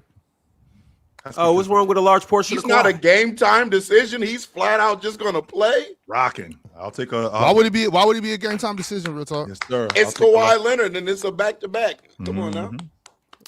Mr. Ox, can I get an extra He large? playing some little ass boys, real talk. Ox, can I get an extra large glass of SGA? 2 doses of the MVP with a side of more PRA. No, I'm gonna just go with the points. It ain't no point even diddly daddling. Let's just take the points. 29 and a half. Chris Dunn gonna feel that. Okay. He's gonna feel every bit of that 30. Are we sticking with this one game? Taking them more on Darius Garland. Okay. What'd you say, real talk? Are we If y'all sticking think with this if one you game? think Casey Wallace can Yeah. guard Darius Garland, you're drunk. Okay. This is what Dallas has. What is- Do you not be watching OKC? No, he doesn't. No, he does. I He does. don't. Ox does. No, I He don't. 100% watches Oklahoma City. Yes, he does. Don't let him fool you. Yeah, he does. Casey Wallace can't guard Darius. He could guard Darius Garland, but he's not gonna hold him under what's that? 19, To man. less 18 than and a half. 19. Yeah, Darius Garland scoring 23, 22. Pin, real talk. In this game, Clippers, Thunder, do you guys have any players that y'all want to rock with? If not, it's okay. Y'all can let the experts do what we do best. And y'all could just, Mind you, lose y'all money? missed yesterday and I hit, by the way. Go to Hardenstein. Where's Hardenstein rebounds at?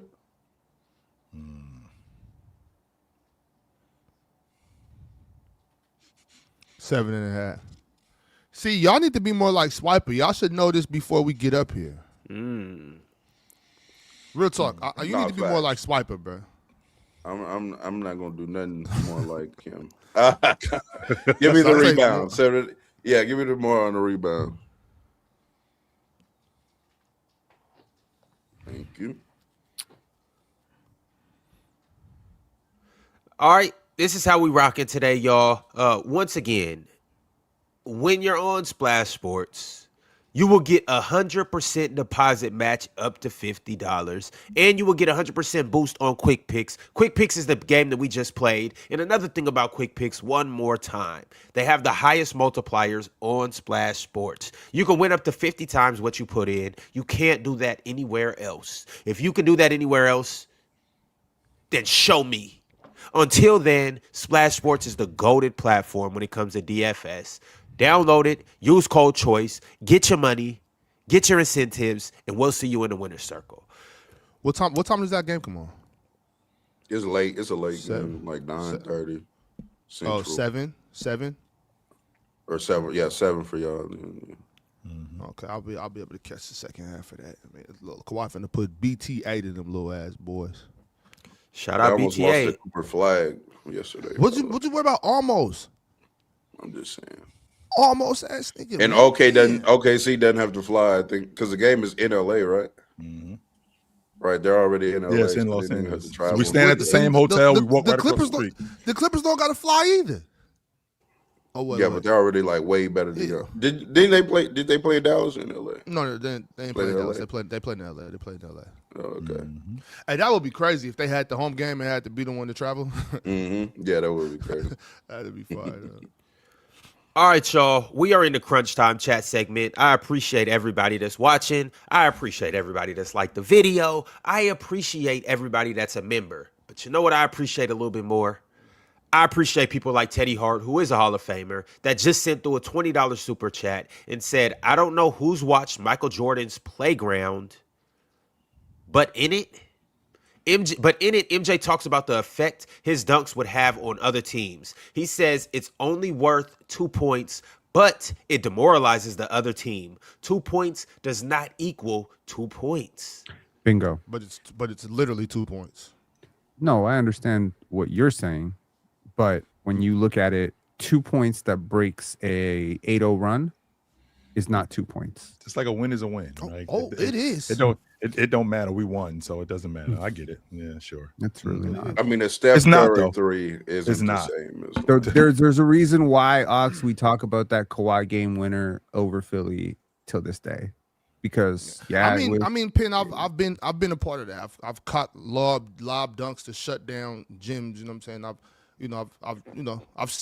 put shit on the glass to momentum. I've done all those things. I understand what you mean by momentum. Trust me, I get what you're saying, but it's 2 points. So why not lay it up? I do. Why does it matter? Like, it's still 2 points. All right.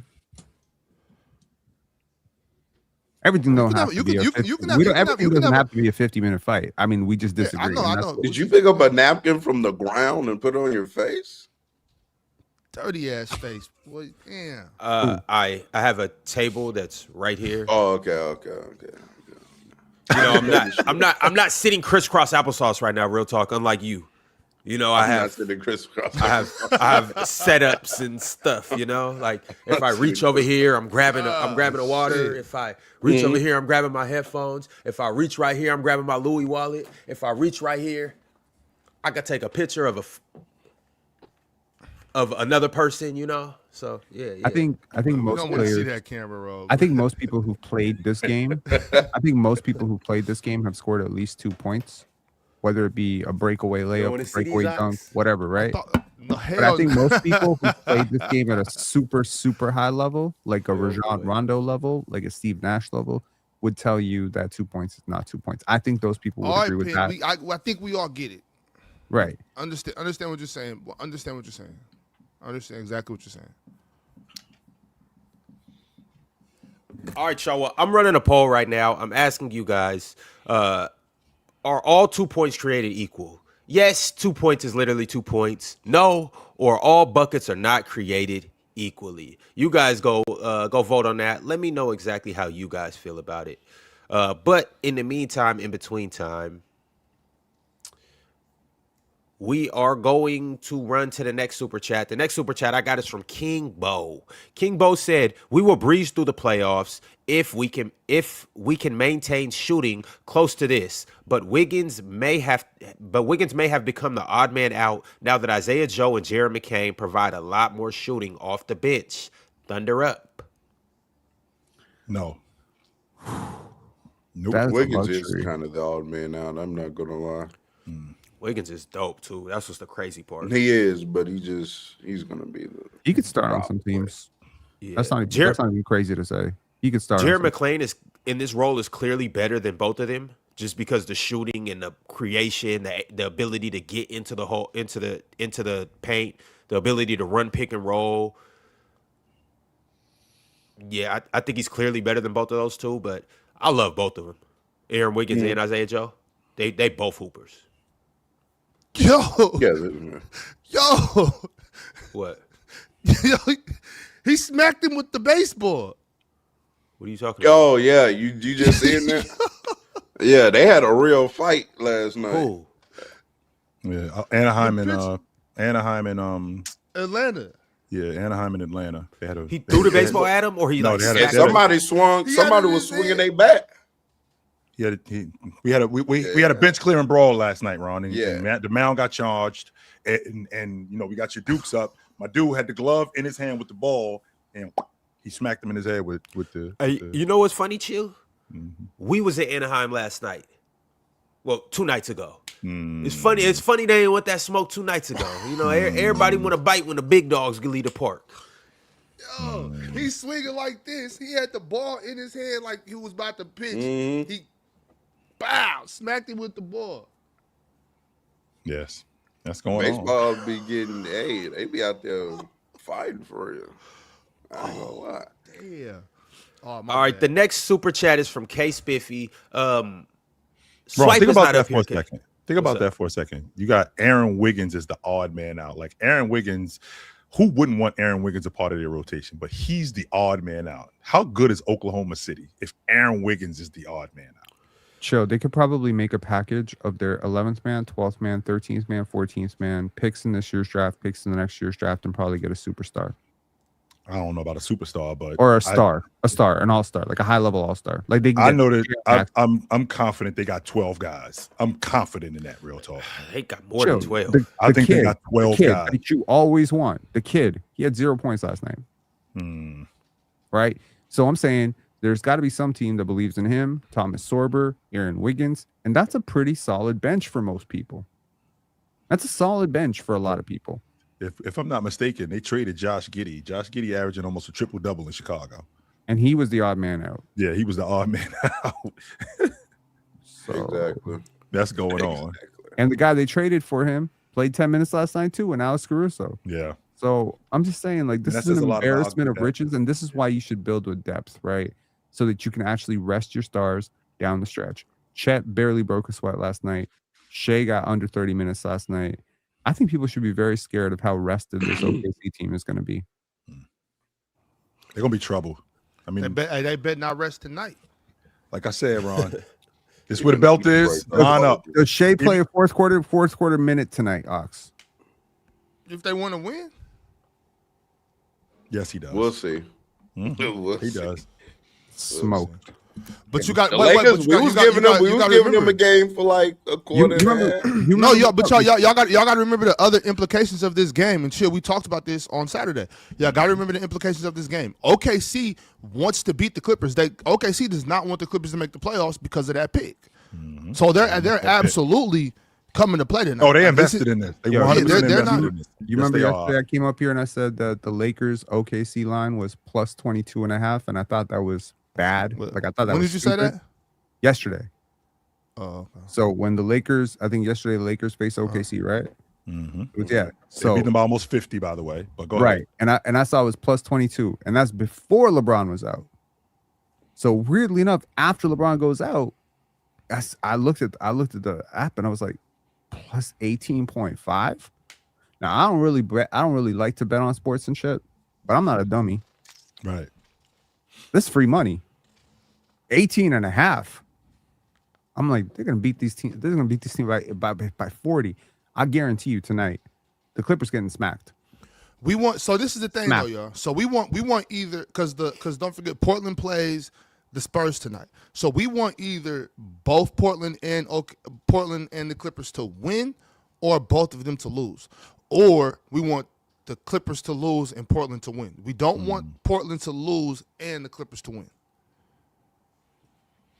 I'm Who is already we? on record For the saying game, that. for the game, For the game on Friday, just the Yeah, implications of the yeah, game. Pitt. Ox is talking about our live show in just 2 days. The clock is ticking. We will be in Portland in 48 hours. We will have a live show in Portland in the MODA Center in 48 hours. We will get to see the chosen one face the Claw in 48 hours. Blazers versus Clippers. And what's so special about this whole thing? What is so special about this is that not only are we going to be in the MODA Center, me, Chill, Mars, Ox, Swiper, Drench, the whole lineup. But what's going to be even more special is that you have the opportunity to be there because it will be a live show open to the public. And when you buy your tickets to the live show, that includes the game. That includes the meet and greet. That includes the trivia for prizes and all of that good stuff. The exclusive prizes that we'll be giving away. But it also includes the after party. You guys make sure you pull up to Portland. Make sure you pull up to the MODA Center. Make sure you grab your ticket so you can see Denny Avdia versus Kawhi Leonard because this is going to be a competitive game because one of these teams will be the 8th seed, one of these teams will be the 9th seed, and one of these teams doesn't want to have to play 2 play-in games, and one of these teams wants home court advantage if they do have to play 2 play-in games. Y'all pull up. We'll see you in the winner's circle. We'll see you in the MODA Center, and we will see you at the live show. It's going to be a hell of a time, y'all. We're 48 hours away. But, yeah, Penn, that's what Ox was getting at, why these 2 teams have to win tonight. Or both of them lose tonight. But what we don't want is the Clippers to win and the Blazers to lose. Now, Because if the Blazers too far apart. Yeah. If the Blazers win and the Clippers lose, that'd be okay. But we don't want That's Can't what go I the was other way. looking for. we don't want Oklahoma City to win and for Portland to lose. We don't want that. right. Yeah. I got you. I'm I was following Especially you. Portland because win, you see what Clippers you know what's lost. gonna happen on Sunday. You see that shit the Kings just pulled last night. So, they clearly have no intention on winning on Sunday. Man, fucking Sacramento Kings. I'm trying to get with homegirl and here this nigga come. Like he won't leave me alone. Like you see me trying to chill. holler. You don't Here forget the hell you he was come. supporting Man, that nonsense. Y'all throw a was monkey supporting wrench in that. my whole shit. You were real talk. Man. Him down here, y'all was supporting that man. nonsense. Yeah, that's crazy that Supporting y'all support what? some BS like that. What we You supporting? know what? You know exactly what. Are you talking about tanking? I mean, Shame That on was- you. That was Shame on embarrassing. y'all. That was embarrassing. hey man, what you want Sacramento to be ass for the next 15 years or get a good player over there? I'd rather it stay the way we've been from 06 to 22 ass. than do shit like that. You was Hey, acting. Hey, man. real talk. He's perfectly comfortable in that area. He's perfectly comfortable being that. So, But anyways, K Spiffy sent through another super chat and said, "Did any of you check out Steph Curry's animated film, the GOAT movie? I thought it was good. Steph played as the giraffe. LOL. By the way, Well, Payne, you are the resident film aficionado up here. Did you catch the Curry movie? No, because I did not see it. No, Go. sorry. I looked online for a summary. I didn't find one, so didn't watch it. Sorry. yeah, I haven't checked it out yet. I did love Dear Basketball though. So That was good. Yes, that was pretty damn cool. good. I'm still. I don't. If real talk, you and me go back and forth about that dude and Chill. What's your favorite basketball movie? Hoosiers. Hoosiers, huh? I like. I'm still real talk. I'm not hurt. I'm more pissed than I am hurt. Like we got jerked. That dude should still be here, man. That's some bullshit, yo. That's for real some bullshit that dude ain't around no more, man. And it still fucks with me to this day that he ain't around no more. And I know we talk basketball in this top 10 shit, but just as a basketball player and the stuff that he was supposed to give us, he's supposed to still be here. That's some bullshit that he ain't around no more, man. That's some bullshit. RIP to a legend, man. Yeah. For real. There's this thing about like I always say Thunderstruck is basketball is like Garbage, Ox. Garbage. Straight. You know the water, like you know them big ass incinerators and the liquid that come out the water. That's what Thunderstruck is. It's that shit. Trash. Thunderstruck trash. Space Jam 2 trash too. Space Jam 2 isn't as bad. After watching it a couple more times, Space Jam 2 isn't all that bad. It wasn't terrible. It's just different. It's just completely different. But it's all right. It's cool. Are you saying, Ron, that you're a smasher? Yeah. You ain't my favorite type of chick, and it's probably only gonna be one time that I'm doing this, but I'll do it. Sure, I just had to, I had to come her. I had to see her a couple more times, I'll do it. And I was one like, time. oh, all right, you all right for Thunderstruck? No, Ox, do not bring her around. Hell no. Chill. Basketball. Thunderstruck came out when I was a kid, and I enjoyed it. I'm not gonna lie. That shit is trash. I enjoyed Thunderstruck as a child. Chill. Basketball is one of the greatest. Basketball and football, one of the greatest wealth redistribution channels in the world, as it pertains to getting billionaires and creating new millionaires. Right. And in an ideal world, how this works is you get somebody, they get $1 billion, and then they go out into the world and do something amazing with that billion. Sure. Right. Yep. I think that in order to be that type of person, you need to be intelligent. You need to be industrious. You need to have a good team around you. You have to have a general spirit to want to do that shit. Word. I think Kobe would have done that shit. I genuinely believe that the way that this man was moving towards art, cinema, social change, the women's game, training the next generation, I really do believe what you're saying. Like, it's when people pass, I always kind of feel like people overstress how good they were at things or what they could have done, would have done. Like, oh, this person had all the potential in the world. It's like, bro, chill. Like, I mean, yeah, it's sad that they're gone, but this person, they had not really demonstrated anything significant in their life to the You had a point where lot you're more to do, trying to bro. act like they were going to become president. Got a lot. But more. I think Kobe could have been president. Like, Got a lot not more. even kidding. 20 years into his life, would he have run for office or something? Could he have been the mayor? Could he have been the governor? He could have done anything, because this dude had literally everything. I'm not even glazing it. He was intelligent. And the most important thing is, chill. And this is an important thing. Y'all athletes. What is amazing about being an athlete is you learn discipline at a level that most people do not ever understand. We're talking about doing your classes, then you doing 2-hour practice, you go to class, you come back, you play a game, then you got rest and recovery. The type of work ethic it takes to be a high-level athlete. If you ever want to see what that looks like in another industry, look at Ryan Coogler. Yeah, That I dude dig him. took being an athlete, all the shit that he learned about being an athlete, and took it into film. Now he just outworks everybody. That's kind of crazy, though. Yeah, So I but think you know, Kobe with could have that done that being with said, film. though, because you know, like just something you said about people, you know, when they pass, it's like, oh yeah, it was terrible, but were they really gonna make a difference? It's, you know, that's awesome, but you know, being a leader of your family and like loving your family and like being there for your family and your children, and you know, all of that is amazing as well. You know, even if you don't That's first and foremost. even if you exactly, like, even if you don't change the world, you know what I'm saying, being a great father, significant other, son, uncle, cousin is also an amazing thing to do. You know what I'm saying? Like that's also changing lives. We're all not gonna reach millions of people. We're all not gonna reach hundreds of people, but you can do something every day. And you know what I'm saying, being a good role model to the people around you is just as significant in my mind.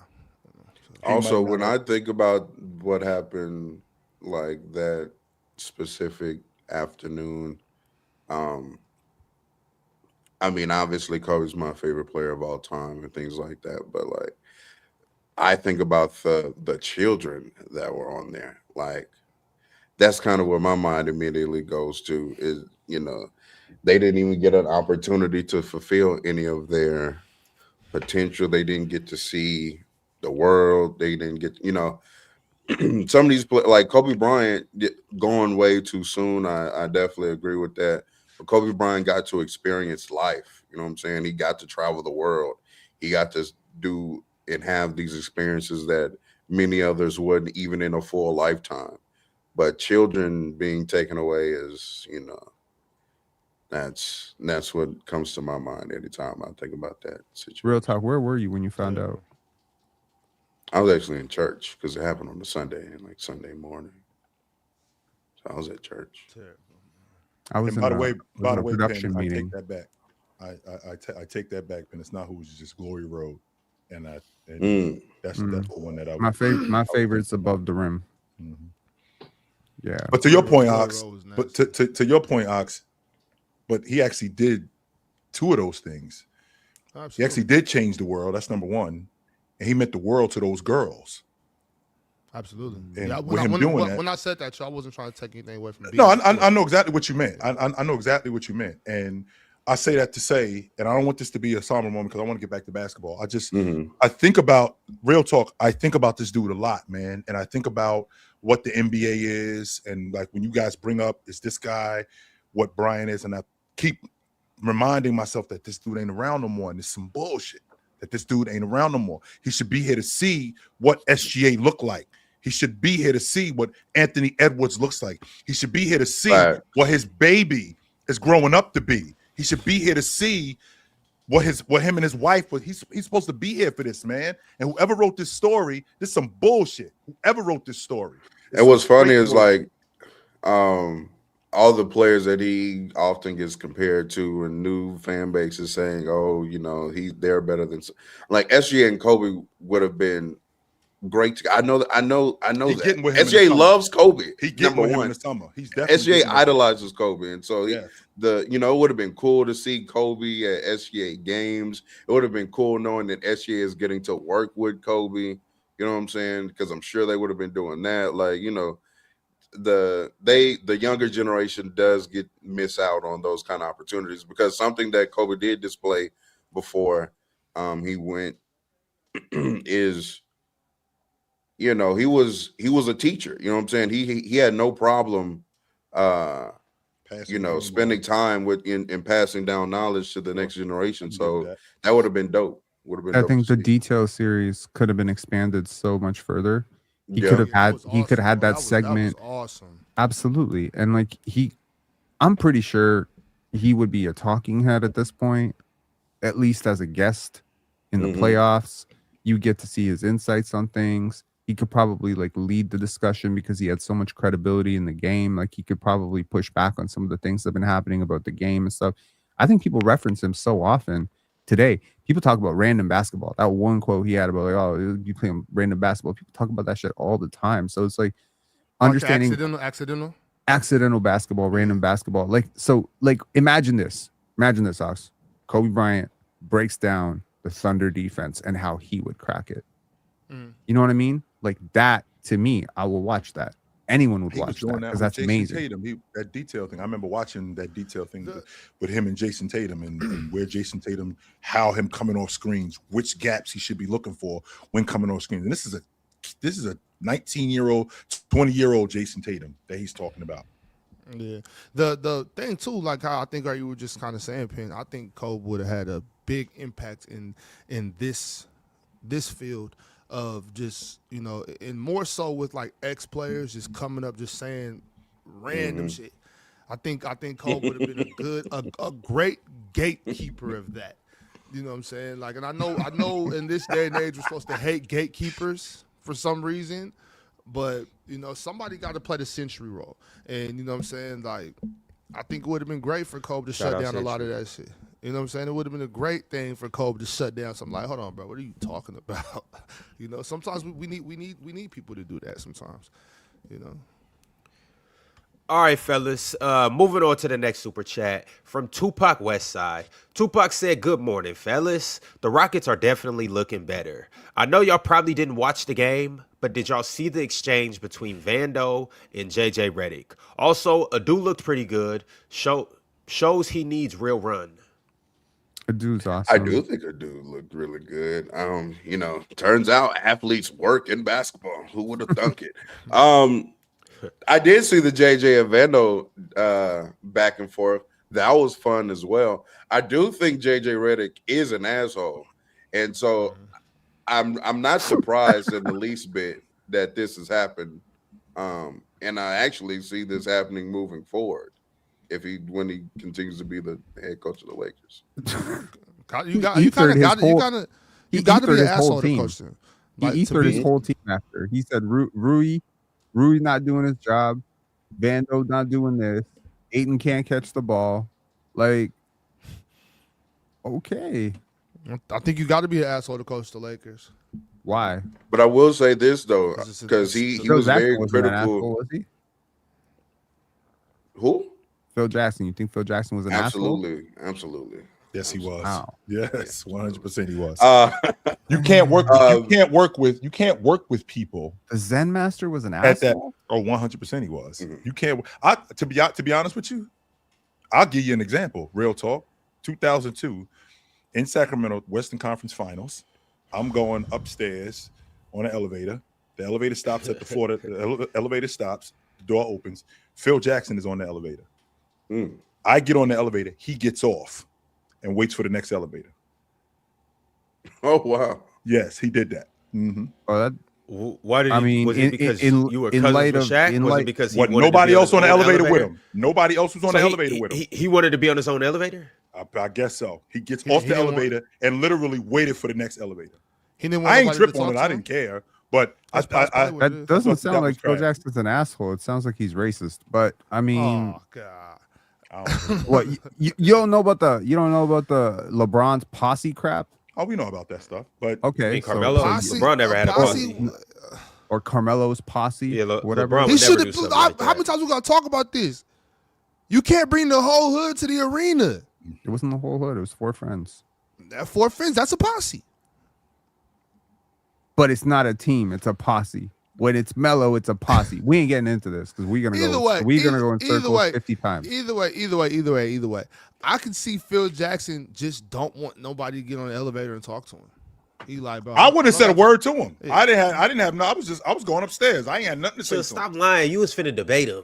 I You was said, finna, you was finna be like, Okay. Phil, you have no good. Hey, you have no idea how good XYZ is. I've seen Phil Jackson's plenty of times. I've seen him. Hey, So Coach, you how was gonna doing? cook him? No. Hey, Coach, how you doing? That was it. That was the extent of my conversation whenever I saw Phil Jackson. So chill. Coach, how What you do you think that Phil didn't want nobody to talk to him? Maybe he was in a bad mood. Maybe he was locked in that. Was in it a that state playoff of game? zen. You said it was a playoff No, game, Western right? Conference Yeah, Western Championship. Conference Final. I He was, mean, you yeah, know, maybe you know. or It was he the just day, racist? but it was the day before the game, so we ain't have shit going on that day. Oh, it was the day before the game. I thought That this was the game don't day. mean he didn't have shit going on. Like Phil Jackson's Bro, in the I'm war going room. up like 4 floors. Give me a fucking break. What are we doing? So what are you saying, Chill? Is Phil racist? I think he'd jerk off, no doubt about it. He's got some jerk off in him. Yes, he does. Think he's just an asshole. Yeah. Mm-hmm. But JJ Redick, it's not any fun when the rabbit got the gun, huh? Because I do remember when you were on ESPN First Take saying that Doc Rivers never took any accountability and it was always the players' fault and stuff like that. And, you know, head coaching comes with, you know, a bit of finger pointing from time to time. Because all you did when you got to that podium was say, DeAndre Ayton can't catch. Rui Hachimura isn't doing his job. Jared Vanderbilt it's a, what do you call it? A conundrum of problems or something like that. So look, I'm not saying you're wrong. I'm just saying, yes, I think coaches sometimes should come out there and be like, yeah, these niggas was trash. And Ox been saying that shit for- I don't think Ox been that's a saying that lack for a of while. accountability. I just feel like sometimes that's Conundrum what of it is. problems is crazy. Confluence. Ox been saying that for quite a while, though. Confluence of problems. He said. Yeah, that's what he said. I forgot what he said. Ox has been saying for quite a while that it's plenty of times when these dudes needed to get up on the podium and go, yo, don't ask me. Ask him why he sucked today. Don't talk to me about our rebounding. I put the game plan together. That motherfucker can't rebound. He killing us. I don't mean, understand you it, know Chill. your I don't roster. understand it. They call it throwing players under the bus. I don't see no problem with telling the truth. I don't see It's no not. problem. Like Yeah, Doc Rivers got asked about the whole Ben Simmons thing. He told the truth. Ben Simmons had a mental breakdown. That's right there. So yeah, this kid had no future being a championship point guard if he can't handle me telling the truth. So yeah, like if you get your soft ass on somewhere. I can't tell the truth. When did it become such a problem for us to tell what happened? You can tell the truth in the locker room. Everybody's seeing the game pin. They know the truth. It's like why are we playing this? Why are we doing these sick ass mental gymnastics to stroke the ego of these grown ass men? not Oh well, stroking you the know, it's exactly what it is. Well, you're saying so. What happened was, you know, and maybe I could. No, fuck all that. He can't rebound. He can't shoot. He was asked tonight. We'll be better tomorrow. See ya. Like what's the wrong? What's the Okay, big deal? so What's the big deal? I have a question for you. We're supposed to be family. I can't tell the truth. Okay, cool. So what if Rui Hachimura goes out tomorrow and says JJ Redick is a bad coach. He's a terrible coach. He don't hold us accountable. He's an asshole. Why? He's But this, he's that. why am I a terrible coach? If you could come up here and say, yeah, Why can't DeAndre Ayton catch the ball? Well, You got because me up I here don't know. defending So he just DeAndre Ayton, and I don't like this, Ox. I hate Don't DeAndre Ayton. don't defend him. Don't defend him just because. Don't defend him just because. Defend him if you feel. Just speak how you feel. Tell the truth. Tell what your truth is. Don't just do some shit just to do some shit, Penn. I'm telling you what I think. I'm telling you how I feel about the situation. I'm not just defending JJ Redick because I love JJ Redick. I could give two shits about JJ Redick. I'm telling you what I think is okay as far as what's happening. Now, if I'm the coach and let's say I don't call a timeout when I should have called a timeout, or let's say I ran a set that went straight into the trap of this other defense. If my player comes up and says, "Man, coach called that, man, and it didn't work," what am I supposed to? What am I supposed to do if that's the truth? As a head basketball coach, I have to be willing to accept that I messed up. And my player called me out. Why is he not allowed? Is he not allowed to call me out? But see, that's usually the problem because coaches be able to call their players out, but then be a whole problem and a half when players call their coaches. I just think it should be both ways. That's what I'm saying. And to my point about JJ Redick, about Doc Rivers, I'm saying, hey, Doc, as you're seeing now, JJ was probably correct because you're correct about saying DeAndre Ayton can't catch. Penn, it seems you know to what me I'm saying? like It is what it is. Penn, listening to you, it seems like my bad, but chill. So look, so this last weekend I had we had our first so we do like skills a couple days out the weekend, and we have practices. We had our first practice this week. I got some girls from down in Eugene, down in Roseburg, and so a lot of time they practice in Eugene. So I hadn't got to practice with them yet. So the first time I did was this weekend. One of the girls, she was a freshman this year. She played varsity. Most of them are freshmen that play varsity, and they're going into their sophomore year. But I haven't gone through this out of bounds play. I haven't running the same. I'm having them come in and out, and I'm running it on the right side. Eventually, one of the girls taking out. She said she just walked to the other side. She said, "Coach, we got to run it on this side so make sure that they know both ways." I was like, "Shit." That's an adjustment. I said because I know that chill, but I wasn't thinking it. Yeah, so what did I do after practice? I said, "Hey, yo, you're the captain." Instantly, because you had the balls to call me. I'm sorry, I shouldn't use that word. You had the fortitude, the intestinal fortitude. You called me out in front of that. Fortitude. No, I didn't say that. You called because you knew what was right and wasn't worried about me feeling like you did the right thing in front of everybody. I didn't care, no big deal. But I think players should be allowed to do that in front of anybody. Like, yo, Coach, what's up? What are we doing? And she wasn't calling you out, though. She wasn't calling you out. She was making a suggestion. You know what? This play actually works. No, she didn't make no suggestion. She went over to the other side and was like, "No, we're doing it over here now, Coach. What are you doing?" But that's what I'm saying. Like, okay, sure, she wasn't making a suggestion, but she was making it clear that what we're doing, this works, but we need to learn it over here too. Because if we're gonna do this, we're gonna end up getting the ball over here. If it works over here, it's probably gonna work over here too, Coach. Well, damn, you know what? You're right. Maybe we should do that. But that's Penn, what I'm saying. In the wrong calling out your coaches. What it sounds to me like your idea is to keep things in house. That's what it sounds like to me. So with that being said, Penn, what's the line? Like, what should stay in house, and what are you comfortable with in front of the microphone? I think it depends on the player. Joe, if I'm coaching you and I know that you're somebody who responds very well to social pressure, as in everything I say to the media is going to be twisted, reinterpreted, written. It's going to impact a lot. It's going to impact the narrative around you. It's going to impact how people watch your next game. It might even impact your next contract, quite frankly. If I start calling you out for being a bad defender, suddenly people are going to be like, "Oh, his coach thinks he's a bad defender. They don't think I can play defense." Really? He don't think I can play defense. Now, if I think calling you out as a defender publicly and shaming you that way, which I think could be a little bit toxic, quite frankly, but if you do it from a place of love and we have a good relationship and you play great defense the next 20 games, then you've answered the call.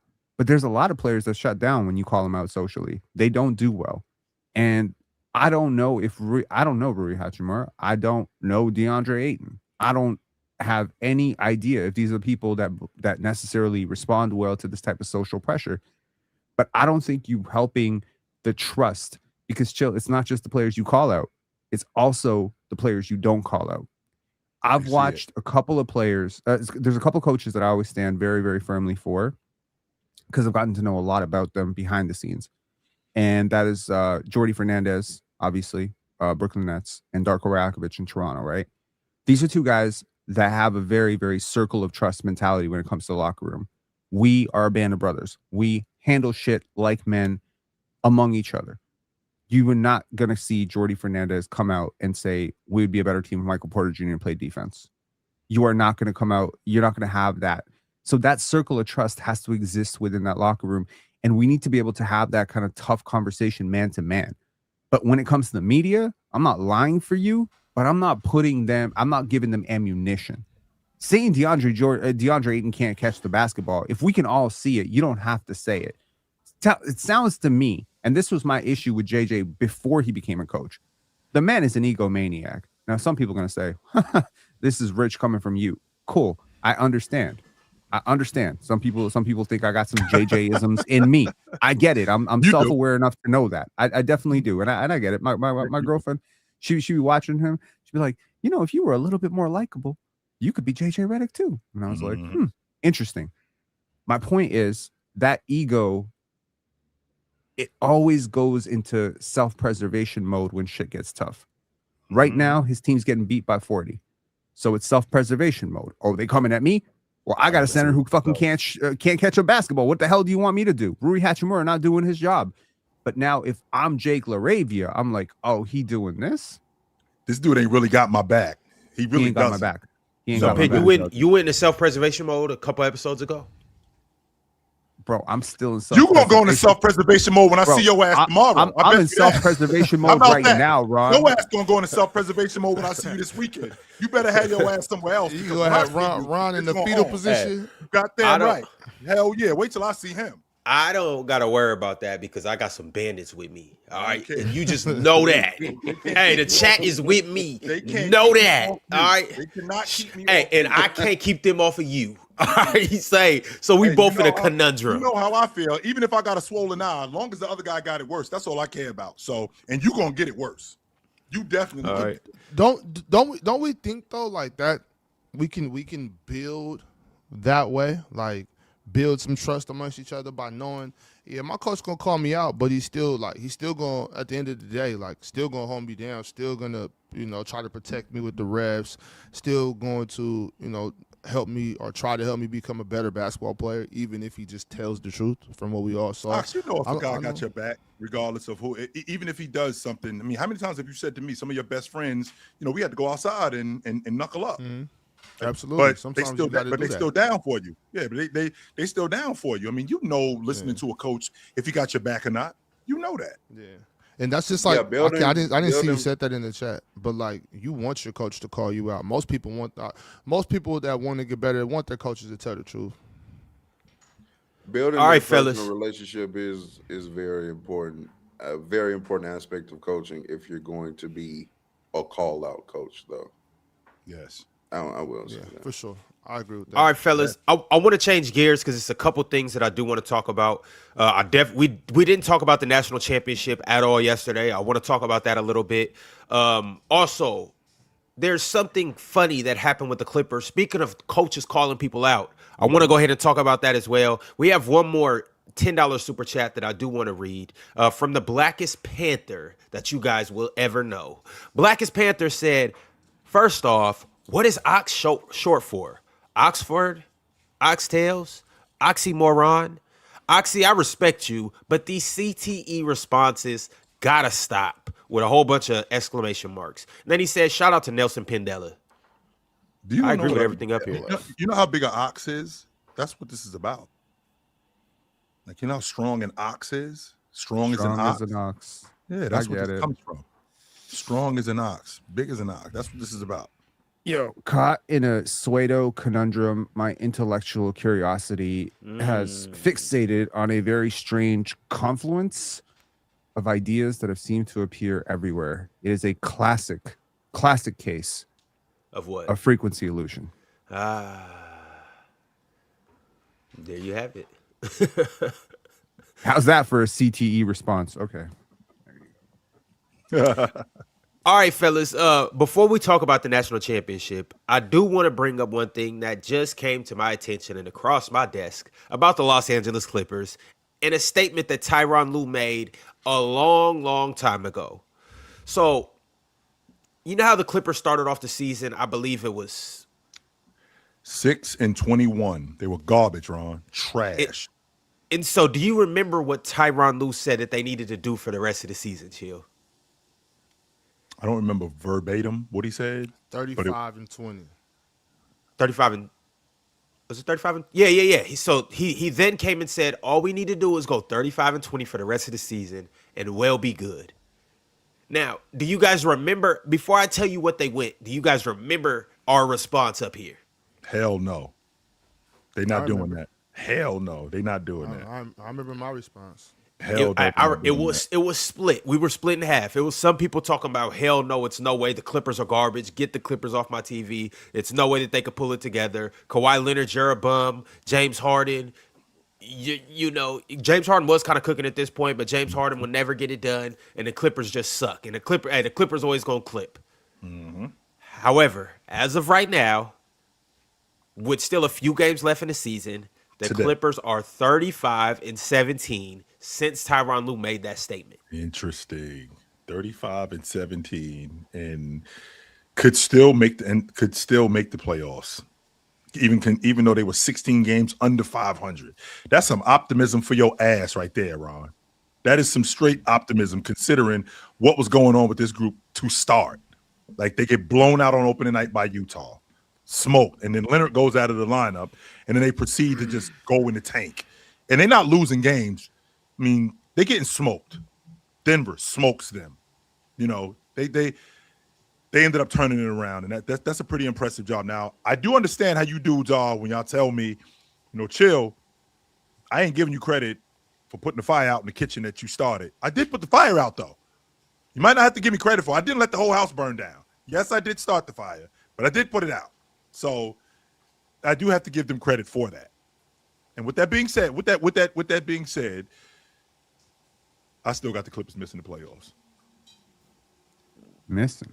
Yeah. Does anybody else up here? Because the Trailblazers are going to beat them on Friday, and then we get to the play-in, and when we get to the play-in tournament, I think they're gonna have the 9th spot. They're gonna have the 9th spot, and then they're gonna beat the Warriors. The Warriors are gonna be out, and then they're gonna have to play the Blazers again for that 8th spot, and the Blazers are gonna beat them again, and they're out. No way the Blazers beat the Clippers twice. Yes, sir. They're gonna beat them again in a span of a week. And they're then not the Clippers gonna play them because the Clippers are gonna beat the Suns and get to 7th seed, so it doesn't really even matter. So, respectfully, I think the Clippers have been a lot better than the Blazers over the last 8 weeks, 10 weeks, 15 weeks. Any sample you want to go through. Like, Clippers have been a pretty decent team. Yeah. But speaking of credit, little pen not wrong, pen early. Kate's coming back. Is he? He's listed as questionable for tonight. Okay. Here's the thing, though, Chill. It doesn't really matter, because if Portland loses tonight, yeah, and the Clippers lose tonight, right? Yep. They're still a game up. And then let's say on Friday, if Portland beats the Clippers, then they're going to be half a game, right? But then the last game of the season, the Blazers beat the Kings, and the Clippers beat Golden State. They're still the 8th seed. So they could all the Clippers have to do is win out. I'm sorry. All the Clippers got to do is win. If they lose to the Blazers, if they beat Phoenix, lose to the Blazers, and beat Golden State, they're in the 8th spot. That's what it sounds like, Ox. It sounds like it sounds like if they win, if they beat Phoenix, if they lose to the Trailblazers, and then they beat Golden State, they win 2 of these 3 games, they in that 8th spot. No. They can go 1 and 2. They can go 1 and 2, and the Blazers can go 2 and 1, and they still got the 8th spot. Because they're a game behind them. I mean, they're a game ahead of Portland. I'm looking at the Western Conference standings right now. As far as the teams in the play-in, I mean, I do think the Clippers are probably the best team in it. Shout out to Phoenix. Phoenix has had a really good season. However, they do have like one specific thing that is kind of detrimental to them. They're a really small team. Mm. Every time I see them play like good competition, they usually get obliterated on the glass, and that's very unfortunate for them.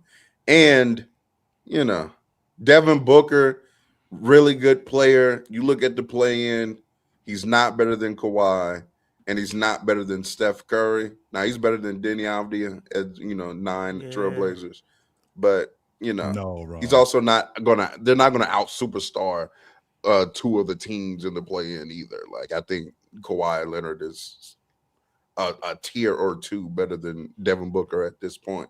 So I think, I got the Clippers making the playoffs. You know what I'm saying? Well, why are the Phoenix Suns small? They got Mark Williams back. Who was really good last And night too, by the way. He was. They still got obliterated on the glass. Okay. Why is Jordan Lee in the transfer portal? Alex, your mic is bugging, bro. No, it's not. No, Yeah, it is. yeah. There's Also, to Quan in the chat too, though.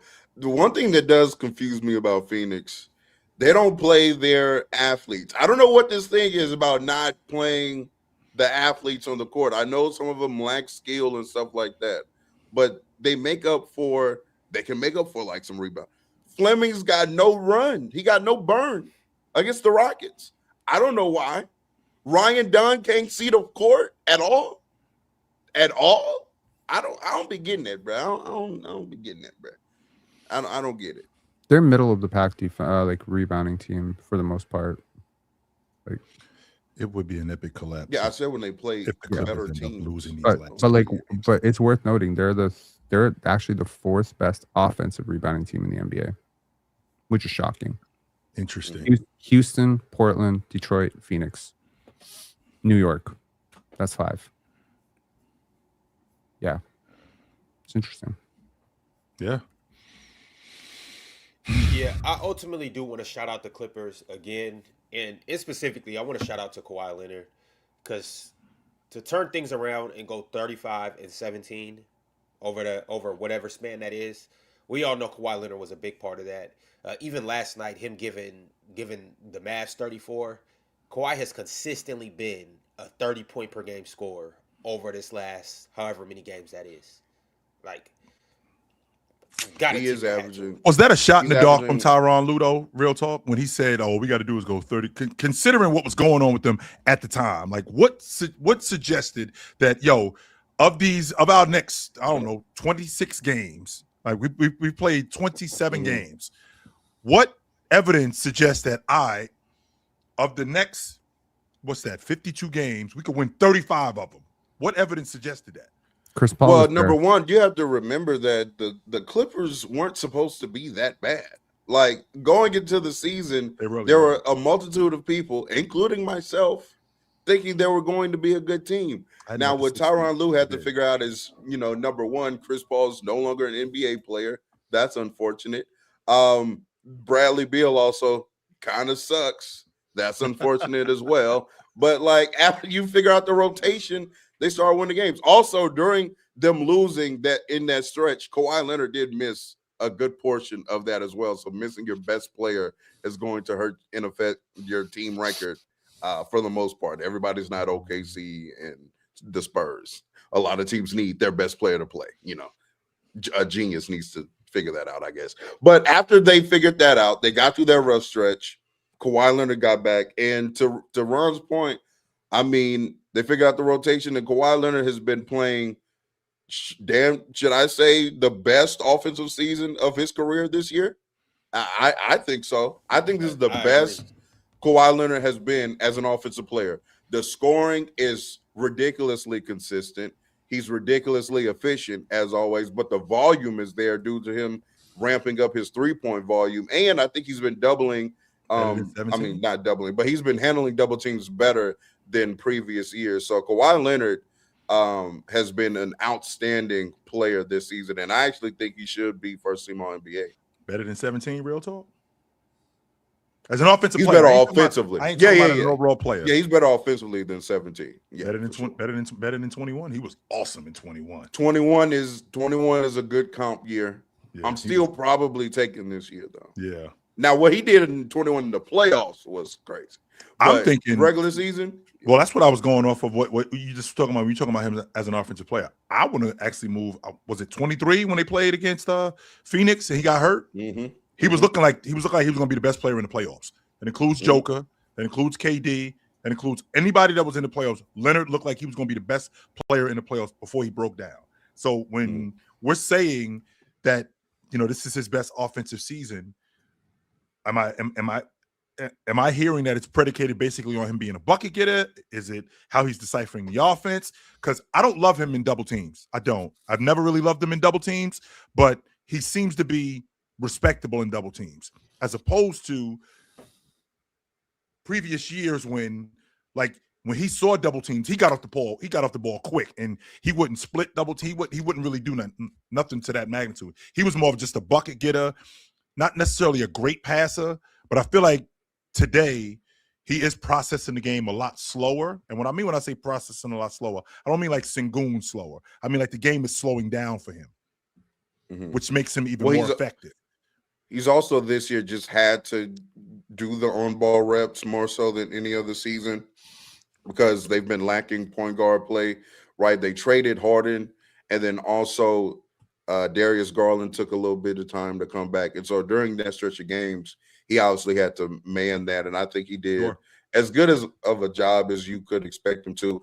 I also don't love him playing out of double teams, Chill, but like I said, I think he's been better at that this particular season than previous ones. And then the scoring, of course, again, it's been ridiculous in this stretch of games. Ox is eating this shit up too, by the way, that we're talking about his man like this. Yeah, Ox is eating this shit up that we're talking about his man like this. I'm just chilling. Ox is my mic been tripping, so I just stayed on. But on and Ox, I think that there's a point that we didn't bring up.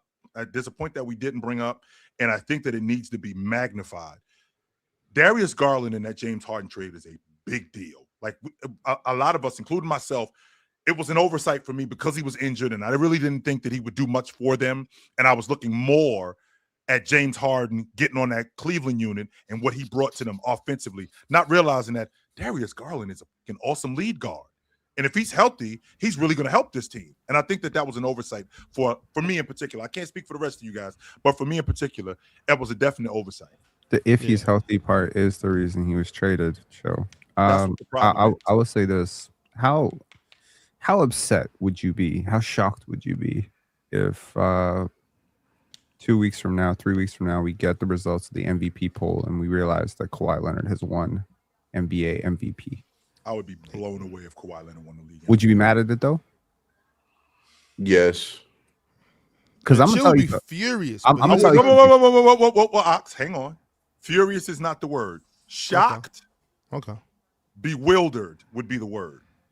Not furious. Not like what the fuck. More like wow. Like, can I I've been on record saying SGA the best player in the world, which gives me no necessary pleasure to say that because Nikola Jokic is from my country. Sure. And obviously, if I think SGA is the best player in the world, and I think the OKC Thunder are the best team in the world, it gives me no pleasure to think that a team that I do not like very much in the LA Clippers deserve an MVP. But this dude really has been so close to this award. Number 2 finish, number 3 finish, and he ain't ever got it. If real talk is right, and I'm not even sure that he's wrong, this is his best offensive season. Let's not pretend like he's having a bad defensive season. He is not having a bad defensive season. That is at all. No, he is not. And he is I want to say he's carrying a team in a lot of ways, like at least over the winning stretch.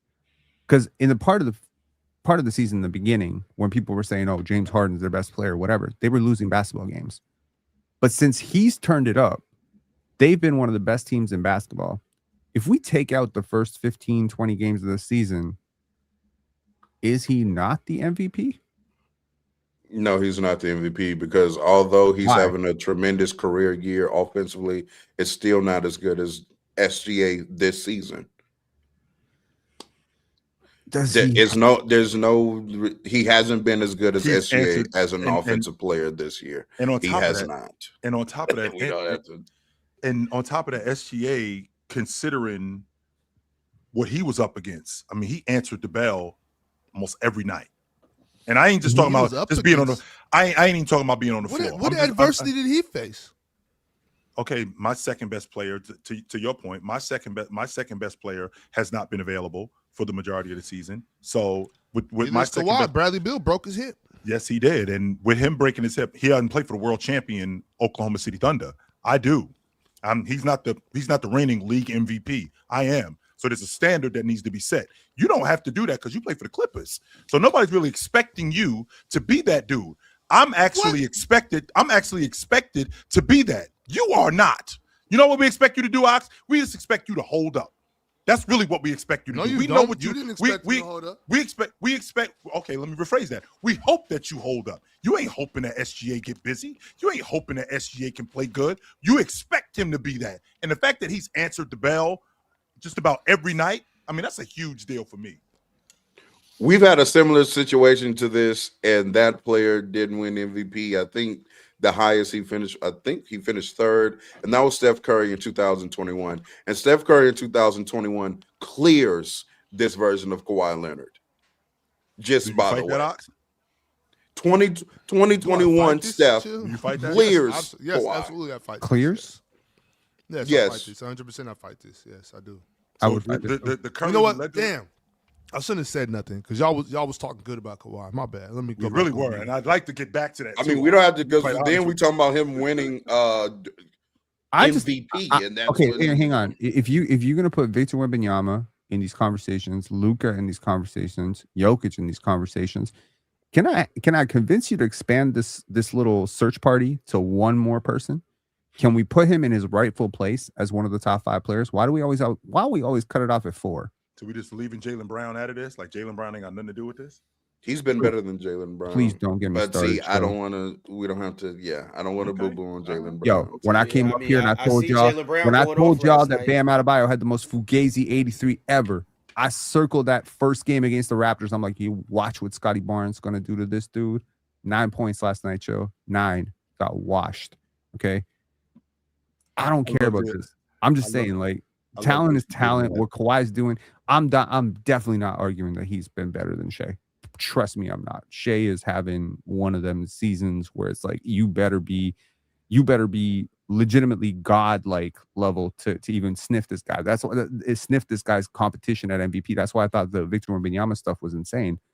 But if you're gonna put Penny, you ask all these dudes. Ask all these dudes. You knock on their door. Knock. They open the door. You just say, "Are you prepared for the return of Jehovah?" They're gonna be like, "He here. That brother played for the Clippers." Oh my God. They're gonna be like, "I seen it. I felt it. I was out there." Ask the Thompson brothers. They'll tell you. They'll tell you. This is so nasty. Ask- This is so nasty. Ask Tumani Kamar. He'll tell you. Ask Anthony Edwards. He'll tell you. Oh my God. Ask them. They'll tell you. We've Are been they- on the they court. witness? We've been. He is back. We've been on the court with him. he Black Jesus. Black God. That Talking is about great. Black Jesus. Again, look, Kawhi has been Yeah, fantastic. right, I don't want to go into criticizing Kawhi Leonard. He's been great. Again, I think he should be first team All NBA this year. Easily. MVP talks. Let's slow that down. And yes, Ox, Curry in 2021 clears Kawhi. Actually, not only does he clear Kawhi Leonard this season, but he also cleared him in 2021. And I know you're high on 21 Kawhi, but respect to you. You know what? You don't even got- bro, you don't gotta do that, bro. That's a lie, let bro. me know when Steph Curry puts together a single postseason as good as Kawhi 2019. I'll wait. Forget 2019. He was clearly still better than Steph then. When has Steph ever been better than Kawhi? 2016, 2017, What? 2018, No, stop right there. 16 and 17. No, wait. 2021, 2022, 2023, 2020. I don't think he was better at 24. Nah, that's just straight hating. Maybe Before not. was 2 seasons ago. 24. 2022. 20 Okay. this year. if Steph Curry was playing, he was better than Kawhi this season. I don't think this season. The hell he would Yo, be. real talk. Yes, he was. Are you all right, bro? Yes, he was. season. Y'all done forgot because he got hurt. Y'all done forgot. No, Y'all was have getting busy. forgotten. Steph was Y'all have This is forgotten. them Steph was going CTE crazy. responses they be talking about. hasn't He been was Kawhi going level this crazy. season. Kawhi's been better than Steph this year. Because we haven't Yeah, seen because Steph. of injury. Yeah, we haven't seen Steph. That's why. So what? Kawhi this year was better than Steph Wait a last second. year. Wait a second. So when Steph gets hurt and he's out, y'all can't y'all. But with Kawhi, bro, I don't got the energy for y'all right now to do this. Yes, you do actually. No, it's That's why okay. you froze. Mhm. And you froze also because of that blasphemy you was spewing earlier, talking about Jehovah's here and shit like that. God done got your ass. Now you froze on the screen. See what I'm saying? Look at you. Look at you. Look Did we at you. did we remember if Damn. we be, if we Got being him. honest, like don't Got forget him. don't forget Ron who Curry was earlier in the season, like when he put that 40. I mean you can fact check me on this, but I think he put that 46 and that 49 on San Antonio. He put that 42, I think it was, to start the season, and he was getting busy. He was getting busy early, and then the knee started to that knee started to wane, and we was asking, is Curry like how was Curry still doing this? And then he started breaking down, and Kawhi was nowhere to be seen because he was out the lineup also. Exactly. He was out the lineup also. So it wasn't like, Kawhi been here all season and we got an entire season sample of him. No, he had missed almost a month. Steph Curry's missed almost 3 months because of that knee injury. It screwed him up. So earlier in the season, Curry was getting busy, super busy. Nah, he But was. Kawhi's and I been mean, better this season because he's played. But I said previously getting hurt. Over 41 games though, Steph Curry is averaging 27 points, damn near 5 assists, 3.5 rebounds, shooting 40% from the 3-point line, 92% from the free throw line. Like Steph Curry was balling. I just don't think he's been as good as Kawhi. And then also too, let's factor in Kawhi. Kawhi still bringing a lot of defensive value too. Like Kawhi over this 35-17 run. Top 5 player in the NBA. 2016 we weren't saying Kawhi. Steph was a top 5 player early in this season. 2016 Kawhi was You wasn't saying defensive Leonard player of wasn't the either, year. Ron. 2016 Kawhi was defensive player of the year and second runner-up to Steph in the MVP trophy. You could absolutely have a conversation between those two players that year. Absolutely. I'm not even gonna because I think you're trying to rage bait me right now. So I'm not even going to entertain that conversation about 2016. I'm not even finna justify that with too much of a response. We can keep going. I don't think 16, but I do think 17 Kawhi has started stepping into that type of light. I would still probably take Steph, but I think it's actually a gap between 16 and 17 Kawhi. I think 17 Kawhi, and this is just for me. I Maybe agree, at though. 16 I agree with Maybe you, at though, 16, yeah. I wasn't paying attention to Kawhi as much. 17 I was when the was. scoring really started coming in, and I was like, oh, what? Okay. I thought I was seeing things. We acting I like thought- saying you could have a conversation about it means that you're arguing for the other thing. I think Steph was the best player in the league in 2016. Well, I'm we still saying talking we about could- this? Yes, Yeah, you got I'm frozen still- and you got sent No, to hell. my dog unplugged the Wi-Fi. Thank you. Oh shoot. Thank you, Crash. He saved me from that. As you were saying, Penn. Yeah, like just because I'm saying you could have a conversation about these two players doesn't mean I'm arguing for one or the other. I'm just saying a conversation is not necessarily.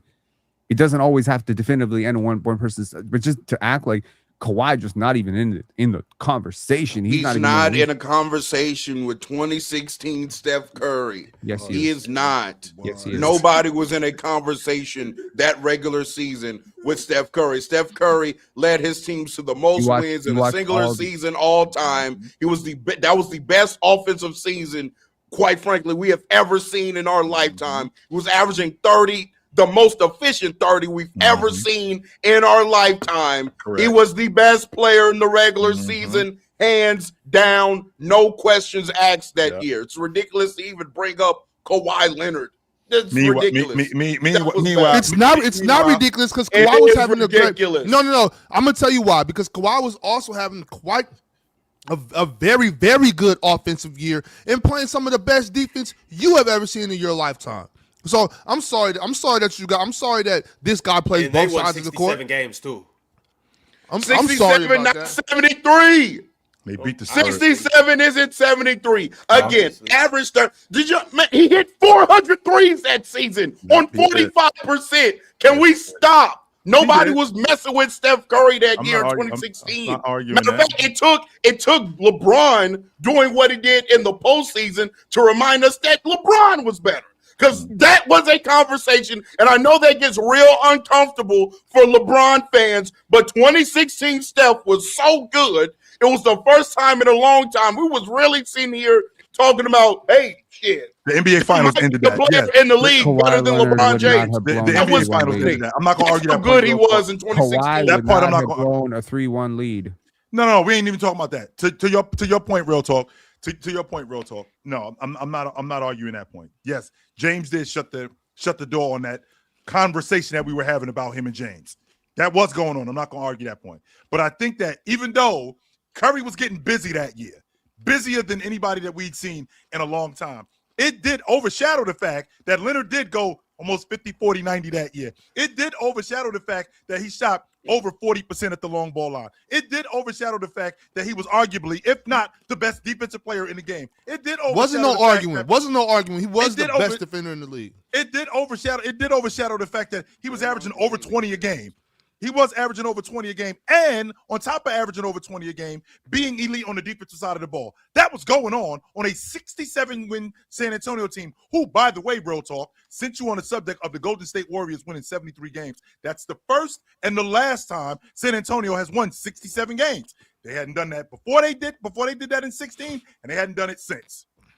And And Golden think about State all has the not great won players who played 73 for that games team. before 2016, and they haven't done it since either. And by the way, Penn, Kawhi actually has blown a 3-1 lead in the bubble to the Denver Nuggets and Nikola Jokic and Jamal Murray. So actually, we have seen him, and he didn't even get the he's hurt excuse because Steph Curry actually was hurt in the 2016 playoffs. So Yes, yet he was. again, And I'm you're so wrong. glad that you brought that up. Once again, you were wrong. Chill on your condescension, bro. Before you about to get real Sir, quick sir, right say now. what you need to say and keep it pushing. Chill. Yes, sir. Hey, Yes, because sir. Penn will go lower than you. Yes, sir. Yeah, Just know that. when they go low, we go lower, right? So Real talk. I'm just thinking about what Kawhi Leonard was that year. I can appreciate your logic of the 400 threes.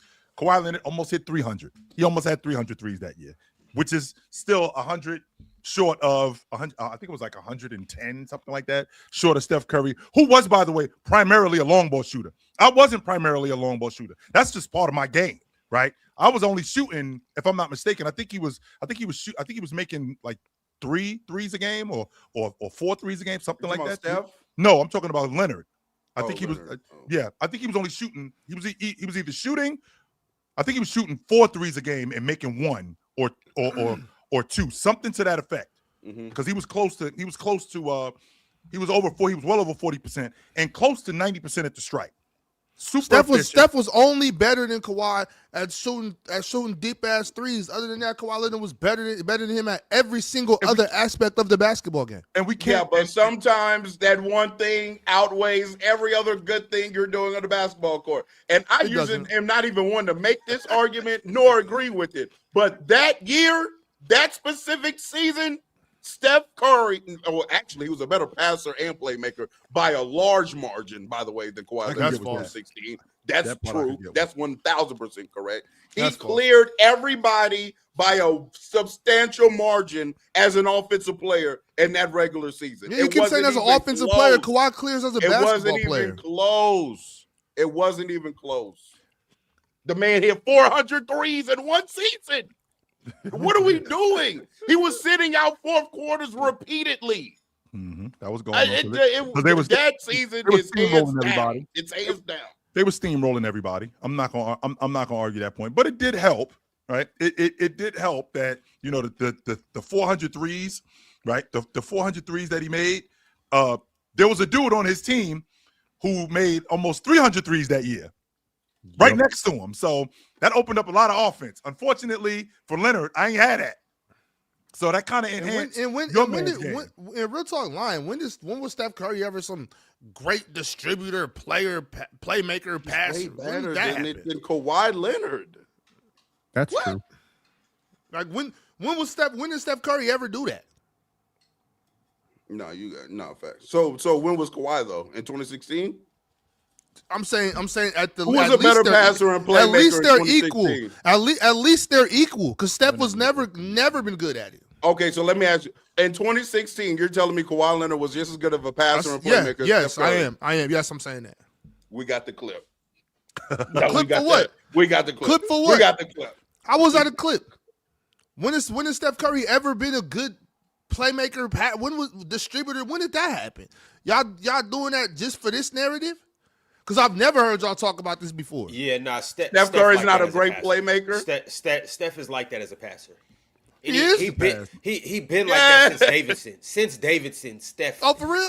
Well, shit, I learned something new today, y'all. Thank you. Steph's passing, point guard, Steph's passing, playmaking, and point guard abilities get underrated, and they get Because of his overshadowed shooting due to the ability, fact because yeah. of his shooting ability, and then you guys are throwing the Draymond thing, and then also too his off-ball movement. So Steph is so good off the ball that he doesn't play on the ball as much as he probably should. And a lot of that is due to Steve Kerr actually being a good basketball mind. So we don't get to see Steph on the ball in pick and rolls and stuff like that. If Steph played, let's say Steph played in a D'Antoni type of offense, or let's say he played like a Chris Paul type of role where he came off a bunch of pick and rolls all game. I'm not saying Steph would be better than what he was or just as effective, but Steph would still be a killer. If the majority of his offensive possessions he was in pick and rolls and stuff like that, even with him being doubled, even with them hedging hard and all of that, Steph would kill defenses off of pick and rolls because Steph would be able to run the highest pick and roll that we've ever seen. And you would have to figure out exactly Well, we already what you seen want to that do in the with that. 22 finals when the Celtics played drop coverage. Well, chill. That the reason why I'm saying that's an anomaly, and I could have brought that up, but I didn't want to because playing drop coverage on Steph is just retarded. It's dumb. Yeah, it's dumb. I'm not gonna argue that. That's something you don't do, and I don't know why they would do that, but they decided to do it. But the reason why I didn't bring that up is because I don't think anybody else would ever do that. Would just play drop coverage on Steph. And I do want to clarify because I got my numbers mixed up. He did not make almost 300 threes. He actually shot almost 300. I'm talking about Leonard because I got that one wrong. Leonard. Okay. He shot almost 300 threes, and Curry tripled that in terms of makes. Leonard made, I believe, if I'm not, I want to make sure that I get the information right because I don't want to give you bad information here. Curry made 400 threes that year. Leonard that season shot almost 300, right? He shot almost 300 and only made 129 of them, which goes back to my original logic that really wasn't his game as a long ball shooter. But with that being said, it's still remarkable what Curry did. It's still remarkable what he did. And Kawhi's defense trumps all that other stuff y'all talking about. No, it doesn't. No, we're not. And actually, I actually want to take it a step further with Kawhi Leonard in 2016 because I actually agree with Ron that Kawhi was a better player in 17, although he didn't come second in MVP voting that year. He wasn't even a top 5 player in 2016. LeBron was better. Steph was better. KD was better. Russell Westbrook was better. Anthony Davis was better. Westbrook was. Anthony Davis was better. No, he wasn't. These is who else? facts. This some Who else in PRA 26? merchant Hey, bullshit. and But you know what? in 2017, who came and Paul cleaned was up that better. MVP? These is facts. He wasn't even a top 5 player that year. Real So talk. I don't You even know value why we talking efficiency. about Steph Curry. You value And efficiency. Kawhi was better than Steph in 17 too.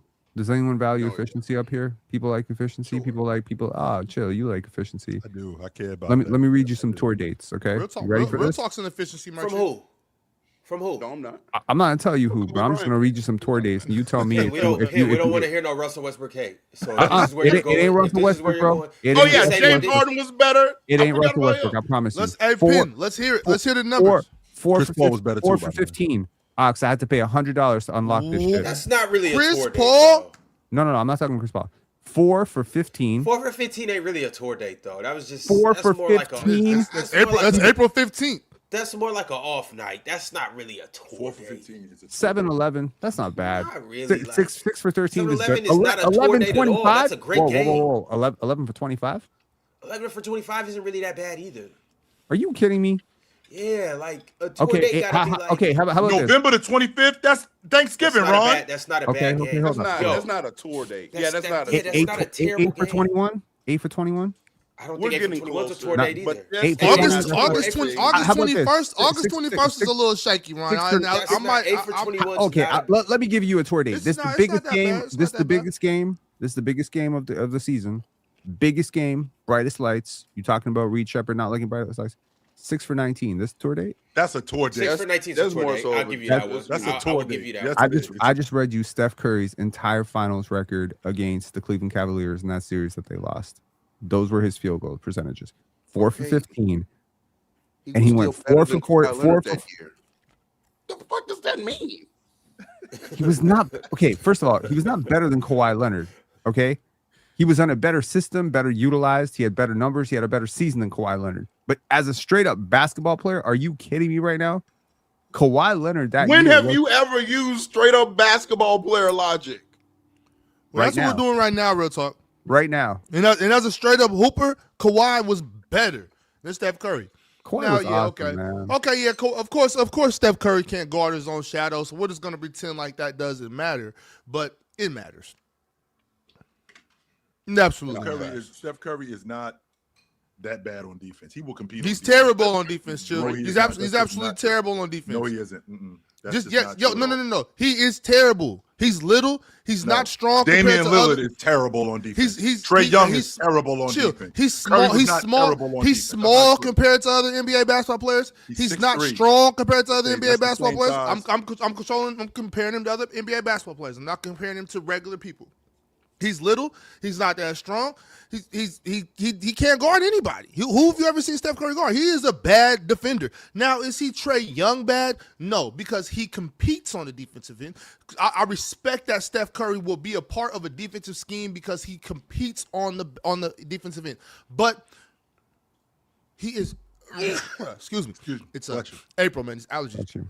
He is a bad defender, and we're not going to pretend like he's not. Is he a just bad for this- on-ball defender or a bad He's overall a defender? bad defender. I mean, He's because a bad on-ball defender. He is a bad on-ball defender. Okay, so he's a good. he's- He's a I think he's good in the gap. non-existent on. He's a- He's a I think he's good in non-existent the he gap. on-ball knows basketball where to player. be. He knows Yes, where to be, and I he's think smart. he's good in the gaps. I think he's good at shooting gaps. I think he's good at that. Okay, I what's do.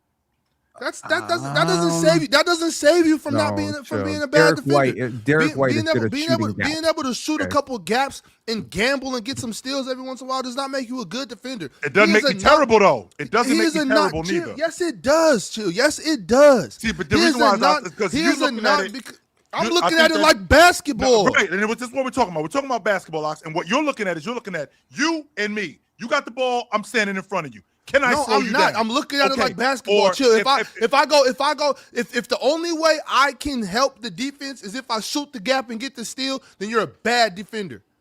That's the only way, because you're not going to get any more than 3 steals a game. You're not Okay, going to get but any more than you know 2.5 what? steals in a game. Okay, and I'm not- all these possessions, No, if that's that's the not what I'm only doing. way, That's not what I'm because doing. if because if I That's because not the way if you I affect if the I game. because look, Chill, if I'm I can't help you help side. Sure. I'm little, I'm puny, so I Okay. can't help you on the help side. Right. If you get beat this way, I can't come to your defense. What am I gonna do? No, you can't come Nothing. to my defense, right? And But so here's when my That's not true though. yes, it is. It is goddamn true. You know it's true, Ron. He ain't helping nobody. He's little. He's not athletic. He can't jump.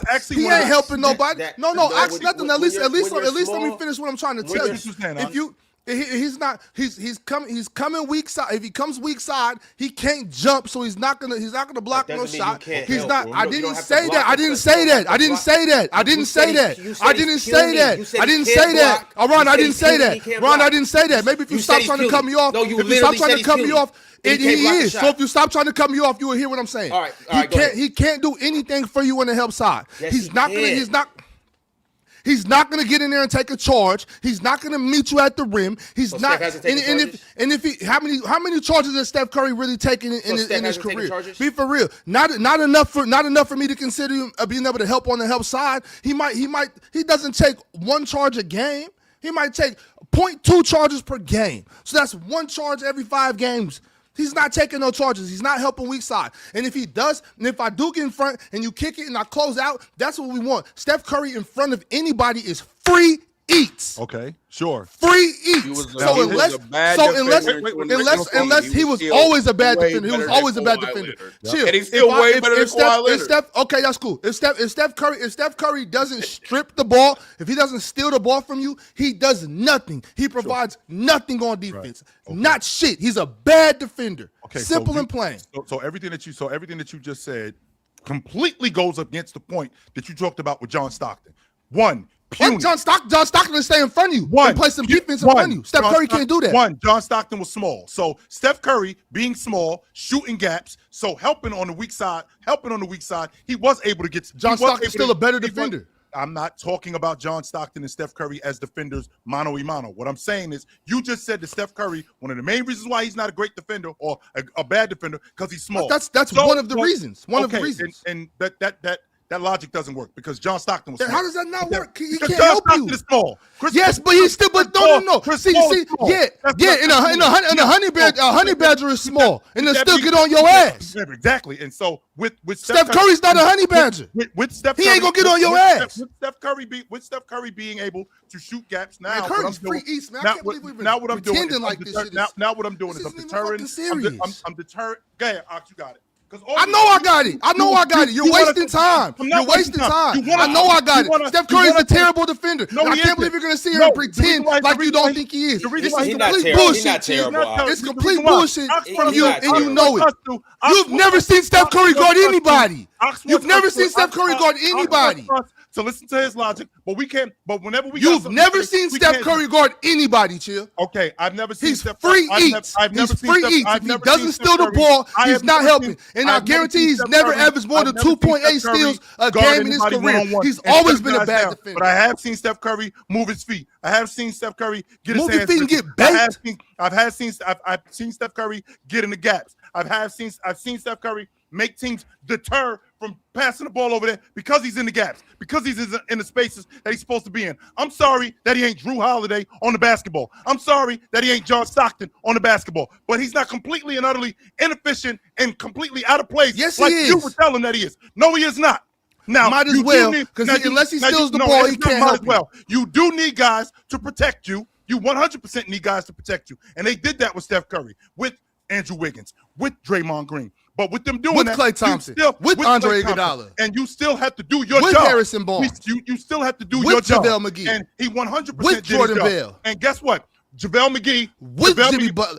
Everybody, because he can't guard his soul. He can't guard his soul because JaVale McGee also covered for Klay Thompson. JaVale McGee also covered for Andre Iguodala. JaVale McGee also covered for Draymond Green. He covered for all of those guys. And Draymond Green covered for Klay Thompson. Don't forget Draymond Green covered for Andre Iguodala. All of these guys covered for each other, and they covered for Steph Curry. And Steph Curry did his job to the best of his ability. I ain't saying that Steph Curry best of his ability is still ass. I ain't saying that Steph Curry is an all-league defender, but he wasn't terrible as a defender. No, he wasn't. Chill. I could try my hardest to build a rocket and send it to Mars. I could try my hardest to build a rocket and send it to Jupiter. I can work as hard as I want, as diligently as I want. I can wake up at 5 a.m. and go to sleep at midnight every single damn day, and I will never, ever build a rocket ship and send it to Jupiter.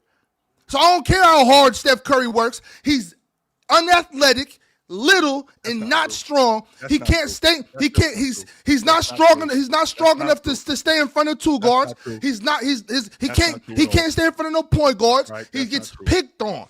He is free. I'm sorry, he's getting fried by Kyrie Irving. Chill. It does. And Malik Steph Curry being bad on defense in 2016. Free eats. He's still. I don't. Chill. You know how you do the thing. That sounds like such a logical thing. Where's the gap between? Move them both off screen. Do it off both. It's still times 3 how much better he was than Kawhi Leonard that year. We can't even get Chill on camera. I don't give a damn how bad Steph Curry was on defense in 2016 compared to Kawhi, it isn't even a conversation. Yeah, In 3 times better, 2016, sure, buddy. It's not Sure, a buddy. conversation. Yeah, It's yeah, not a yeah. Sure, conversation. buddy. 3 times better. It's not a just like conversation. this. Yeah. Okay, It's not a conversation. Not in All right. 2016. You need to bring up another year or something. That's some Kawhi of the Leonard most actually casual started shit I ever averaging heard in my life. 25 plus points, but he's not fucking with Steph Curry in 2016. No. That's all right. Nah, I do absolutely. think it's a little. I think you guys are a little too far apart than it should be. Ox, I think you're overblowing some things out of proportion, and then I think the Steph Curry side's blowing some things out of proportion too. When you guys are talking about both players, they were both phenomenal players. Phenomenal players. Everything in Golden State was optimized to make Steph Curry shine. Everything. Everything in Golden State was optimized because of Steph Curry. The reason why we have that dumbass Steph, Draymond Green, elite passer, playmaker conversation is because of Steph Curry. The reason why Klay Thompson, even though throughout the league we knew he was bare minimum the second or third best shooter in the league, the reason why he was still getting wide open jump shots is because of Steph Curry. The reason why you can have Curry. the reason you can have Andre Iguodala and Draymond Green really no spacing need to on yell, the man. court There's together no is need to because yell. of You're Steph giving Curry. yourself a heart attack. You can say the for no same thing reason. about Curry is the reason. real talk. You can say the That's same why. thing about Your Klay health. I don't know. I don't know that's about why. that, Chill. I don't know if No, Klay that's wasn't getting Steph open looks. But he Clay, what? Clay opened Clay- the game up for Steph, just like Look. Steph opened the game No, up for Clay. exactly. Go both No, ways. no, It Clay- go both Clay- ways. Clay wasn't getting Steph open looks. Clay might have got Steph one-on-one coverage. He wasn't getting them open looks though. Okay, Nobody was so- leaving Clay to go. What did when, go- It was, but no, it was off that rotation around when they had Clay over here on this weak side, and they were sending let's say so it was Harrison Barnes and Andrew Wiggins. Let's go with the Andrew Wiggins years. When Andrew Wiggins is setting that down screen for Klay Thompson or for Steph Curry and Steph shooting up that gap, and they had to make a decision for Draymond to pass here or here, he could help him because he was helping off of Klay, but you can't help off of Klay because Klay's over there. He's just as good of a shooter, especially in the standstill, catch and shoot situation. So that not being able to help off of Klay was definitely opening up this whole side of the floor for Steph Curry. 100% it was. And then at some point you had to pick your poison. And if you decided to help, then boom, Klay was putting it on you. Think about that for a second. That's what you just said. Who would I rather shoot? I'd rather Klay Thompson shoot open shots than Steph Curry. This the dude you got running with you. I'd rather him shoot than this dude. And it's not like this dude was just an okay shooter. He was the second best shooter in the league.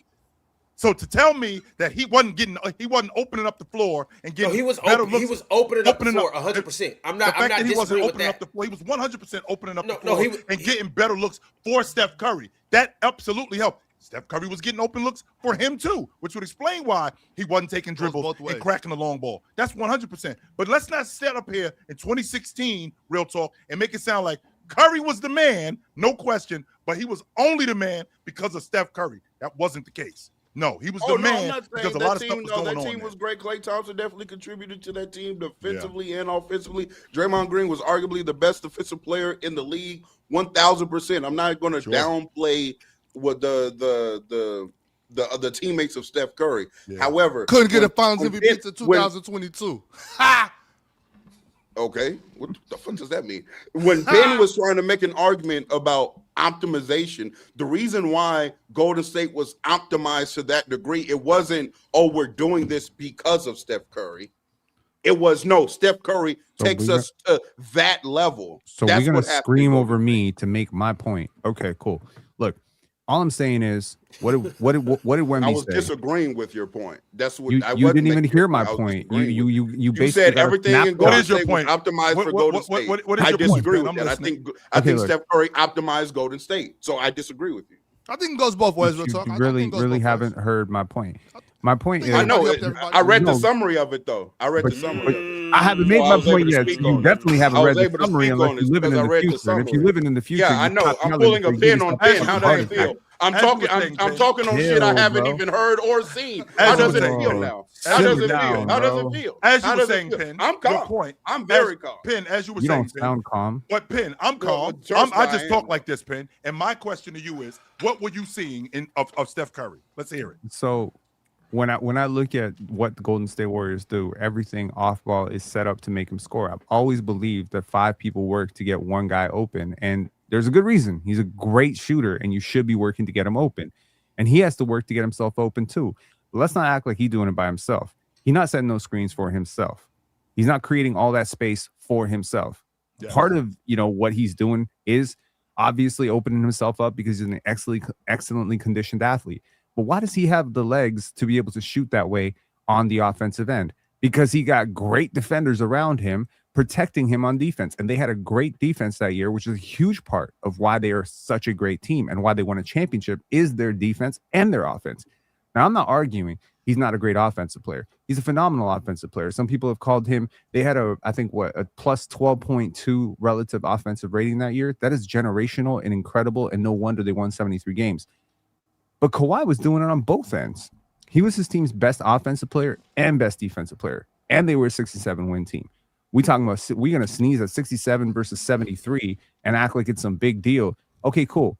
LaMarcus Aldridge versus look at Kawhi's supporting Let's not cast that downplay year. LaMarcus Aldridge. LaMarcus is fine. LaMarcus is fine. LaMarcus He's was not- dope, bro. LaMarcus was We're not dope. finna do that. LaMarcus We're is not finna cool, do that. and Pau Gasol, even at that age, He was was a more dope than basketball cool. player. There's a We're lot not of gonna good do basketball that. players on that team, but let's not act like we can even compare these two supporting casts. We cannot. So Yeah, and You we also really- can't you compare really Kawhi can't. Leonard to Steph Curry that year, but we're doing it. So here we are. I'm okay. Look, man, I started this conversation out in good faith, saying I think Steph had a better year, but I'm also not going to act like Kawhi was chopped liver that year. You're not going to tell me what Liver did was Wemby chopped say? liver. Wemby said defense is half the game. Correct. Steph Curry was the worst defender of his starting lineup. Do you fight that? No. By far. Fuck no, you don't.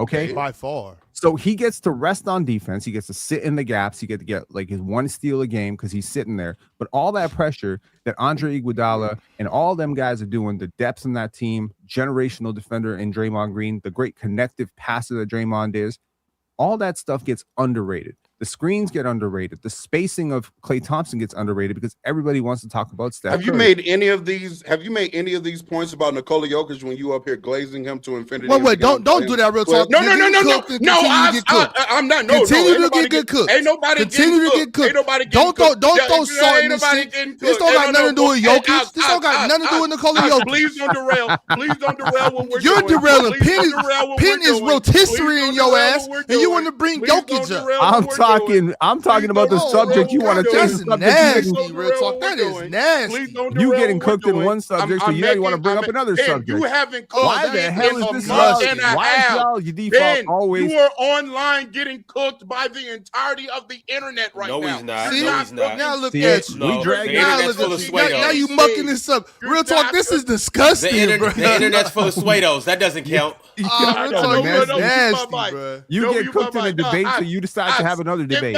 Sit back, Ox. Let this happen, Ox. Let this happen. damn. Now, Ben, I'm asking this for a reason. Have you made any of these points That was about nasty. Nikola Jokic and his team? Nikola Jokic is not the worst defender on his team. In the Number starting one, lineup? let's In the start there. starting lineup? He is not even close to the worst defender on that team. Are you kidding me right now? Who was the worst defender on that starting 5? Jamal Murray, easily. Oh, forgot about Jamal. Mm-hmm. Easily Jamal Murray. No, fact. But no, Penn. But see what he just did? No, go back to what you was doing, Penn. Go back to cooking his ass, Penn. Wait. Because you said taking the matchup. When Ox there's is a so good nasty. center, when there's a good Did center. you not just see what he just No, did, Chill? wait, stop. Because I'm trying to make a compare. I'm trying to make a comparison. He's making a point. Thank you. I'm making a Okay, point. all right, Thank all you. right. So when they play a good center, is Nikola Jokic guarding them or Aaron Gordon? Just like Klay Thompson for Steph Curry. Aaron Gordon That, took the that assignment. depends. Okay, Gordon when took we the talk assignment. about the screen setting and all the little things that go into making an offensive Guess player, who sets a lot of good No, screens? no, wait, stop. When we talk about the little things that make an offensive player with team assistance, I don't know what's more important for in team concept. The screen setting by Draymond Green or the fact that Nikola Jokic is surrounded by 40+% three-point shooters Hang on on, good volume. hang on. So here's the thing: when you get cooked, you start screaming and hollering. Nobody's bringing getting up. cooked. And I've been This sounds screaming. pretty- I'm just this sounds passionate. pretty like calm. you're waiting for Yeah, this someone. sounds I'm pretty passionate. calm. Here's what I'm going to do because this will definitely not go anywhere fast. I'm going to give Pin a minute, and then I'm going to give Real Talk a minute. And I'm going to tell you what you two niggas up here are going to do. You guys are going to zip it or give slight commentary, but let them get their points off, though. Chill, we can't. Yeah. Uh-huh. Yep. See how I just did that, y'all? That's how we gonna rock the rest of the show. All right. As a matter of fact, no. Pin. No. You Let him go first. Let him go first. You get a minute, Real Talk. No, he was the one talking. So You get a minute then. I don't remember what the hell I was saying. Can someone remind me what the hell I was saying? Sorry to be anticlimactic. I've completely lost. See what Real Talk did. You were talking about change. You were talking about changing the subject. Okay, cool. Let's go. I got it. You were talking about changing the subject. That's what you were talking. Okay. The best thing that you could say about Draymond Green is what? He's great in the gaps. He's a great system defender. He's a great connective passer. He's a great rebounder, right? All those things you could say about him, right? Now, I could say all those things also about Nikola Jokic. He's always setting his team up. He's running point center. So a lot of the things, apart from the rim protection, I could say Draymond's not some shot blocking legend. He's not Ben Wallace, but he's a great system defender. He's a great team defender. And I'm not comparing Nikola Jokic. I'm just saying they got a lot more in common than you're willing to realize. Now, I seem to remember a Mr. Legend of Winning making a video saying Nikola Jokic, the greatest offensive player of all time. So if he's doing all the connective shit, and he's also one of the great offensive players of all time, how the hell are you comparing him to Steph Curry? Ain't no one ever talking about Steph Curry in these in these things. So you're talking about completely different players. If you want to talk about Denver Nuggets and Steph Curry, the comparison is Jamal Murray, not Nikola Jokic. Bing bong. Mr. Real Talk. We can't hear you. We can't hear you. Get his mic on.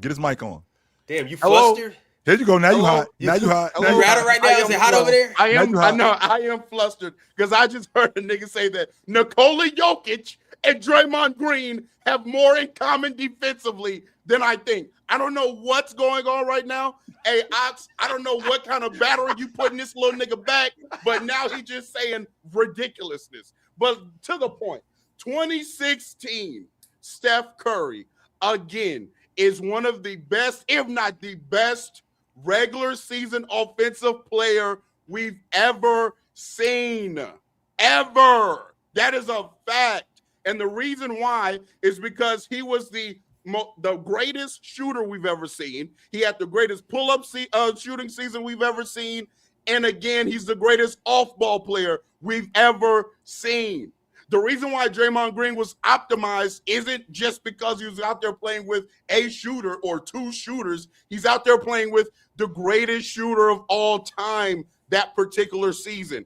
In real time in 2016, this wasn't a conversation because he won it unanimously. And now, fast forward 10 years removed, we're going to sit here and act like Kawhi Leonard in 2016 is a conversation when, again, Kawhi Leonard in 2016 wasn't even a top 5 player in the sport.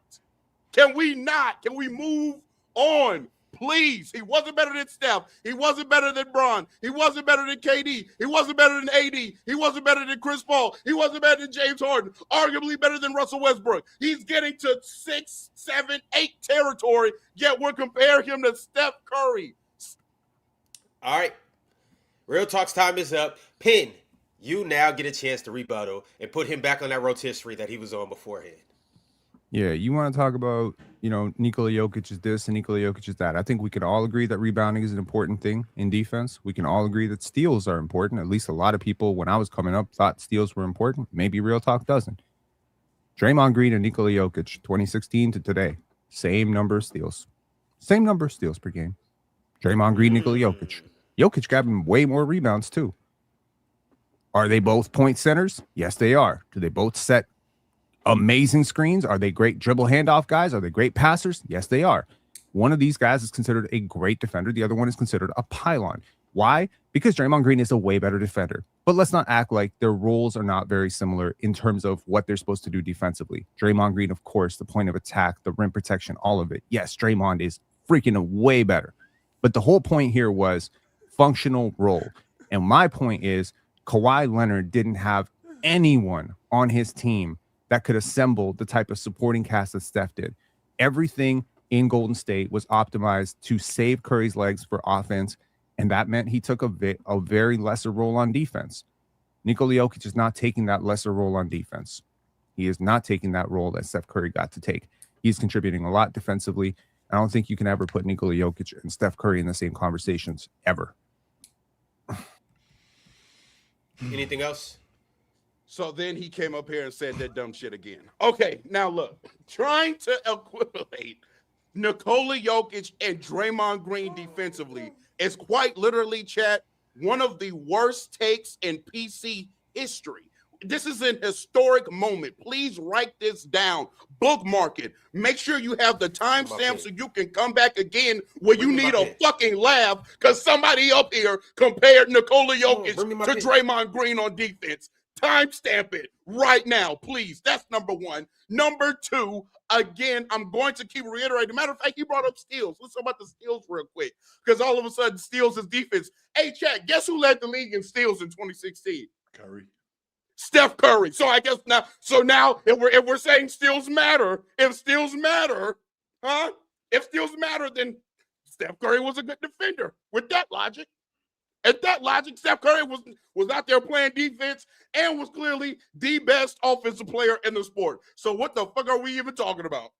I'm done. I don't even need the whole minute. Thank you.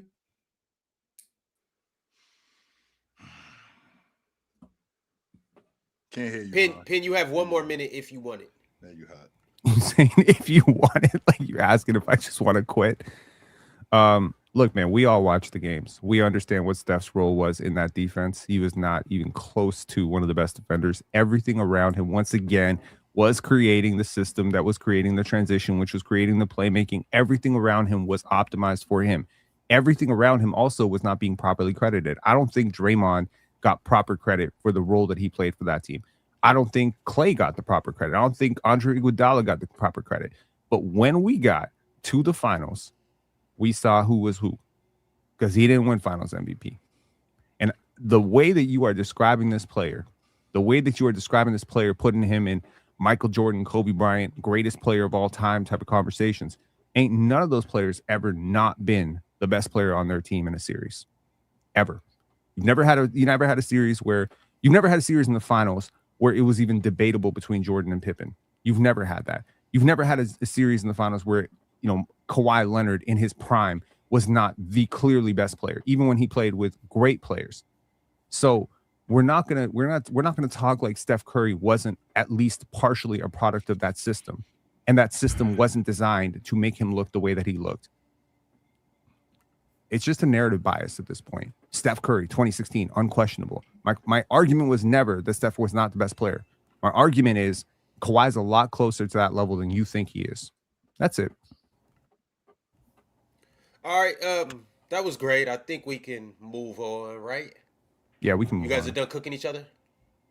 I don't think I cooked very much. One person cooked, the other one got cooked. No, you didn't cook. You just lied. No, I did. I did cook you. You got cooked yet again by me. You have no dubs against me. See, here's the thing. You this. I keep reminding you of this. No, here's the thing. You have no W's against me. I cook you every time we have a discussion. Here's a thing. You've been getting cooked, like I said, the entirety of the week. You're on the thumbnail, cross-eyed, looking crazy as hell. You got called a bitch 10 times, and now you're up here flaming out yet again because you got cooked yet again. I did watch the video, actually. It was a very entertaining video. I'm not gonna lie. Very entertaining video. I laughed my ass off that video. I'm not gonna lie. So we can move on. You don't have to address me. You don't get no dubs against me. It is what it is. Here's the thing, real talk. When people say something, everyone just kind of runs with it. When I said this guy's a joke, Mars said, "Did you watch the video? And why are you calling him a joke?" You don't have to watch my videos to say I'm an asshole. You could just listen to me talk and say I'm an asshole. So when somebody makes a false point, people kind of run with it and say, "Oh, he's cooking. You just came up here and completely ignored all the parts where I said Nikola Jokic is not on Draymond Green's level as a defender, but he plays a functionally similar role. You continue to compare them. As in, he rebounds the basketball, which you do not credit.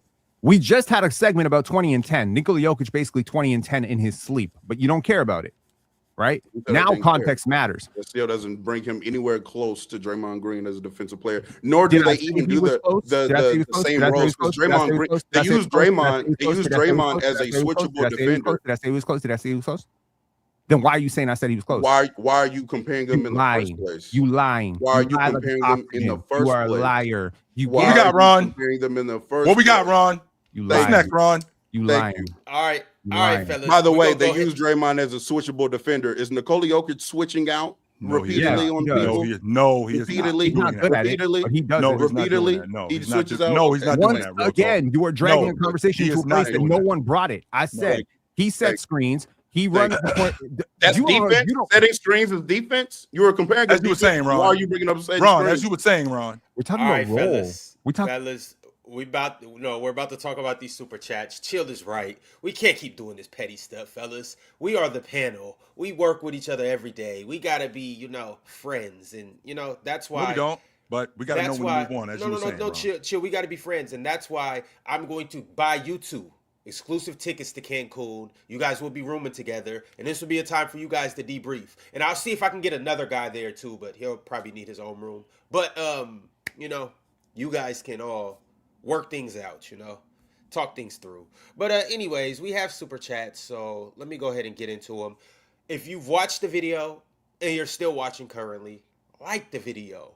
Also, join up as a member and follow Player's Choice on all platforms. That's Twitter, that's TikTok, that's Facebook, everywhere. We are on all platforms. Make sure to join our Discord too. We just revamped it. The Discord is jumping, it's popping, and we talking hoop all day, every day. Pull up, join the conversation.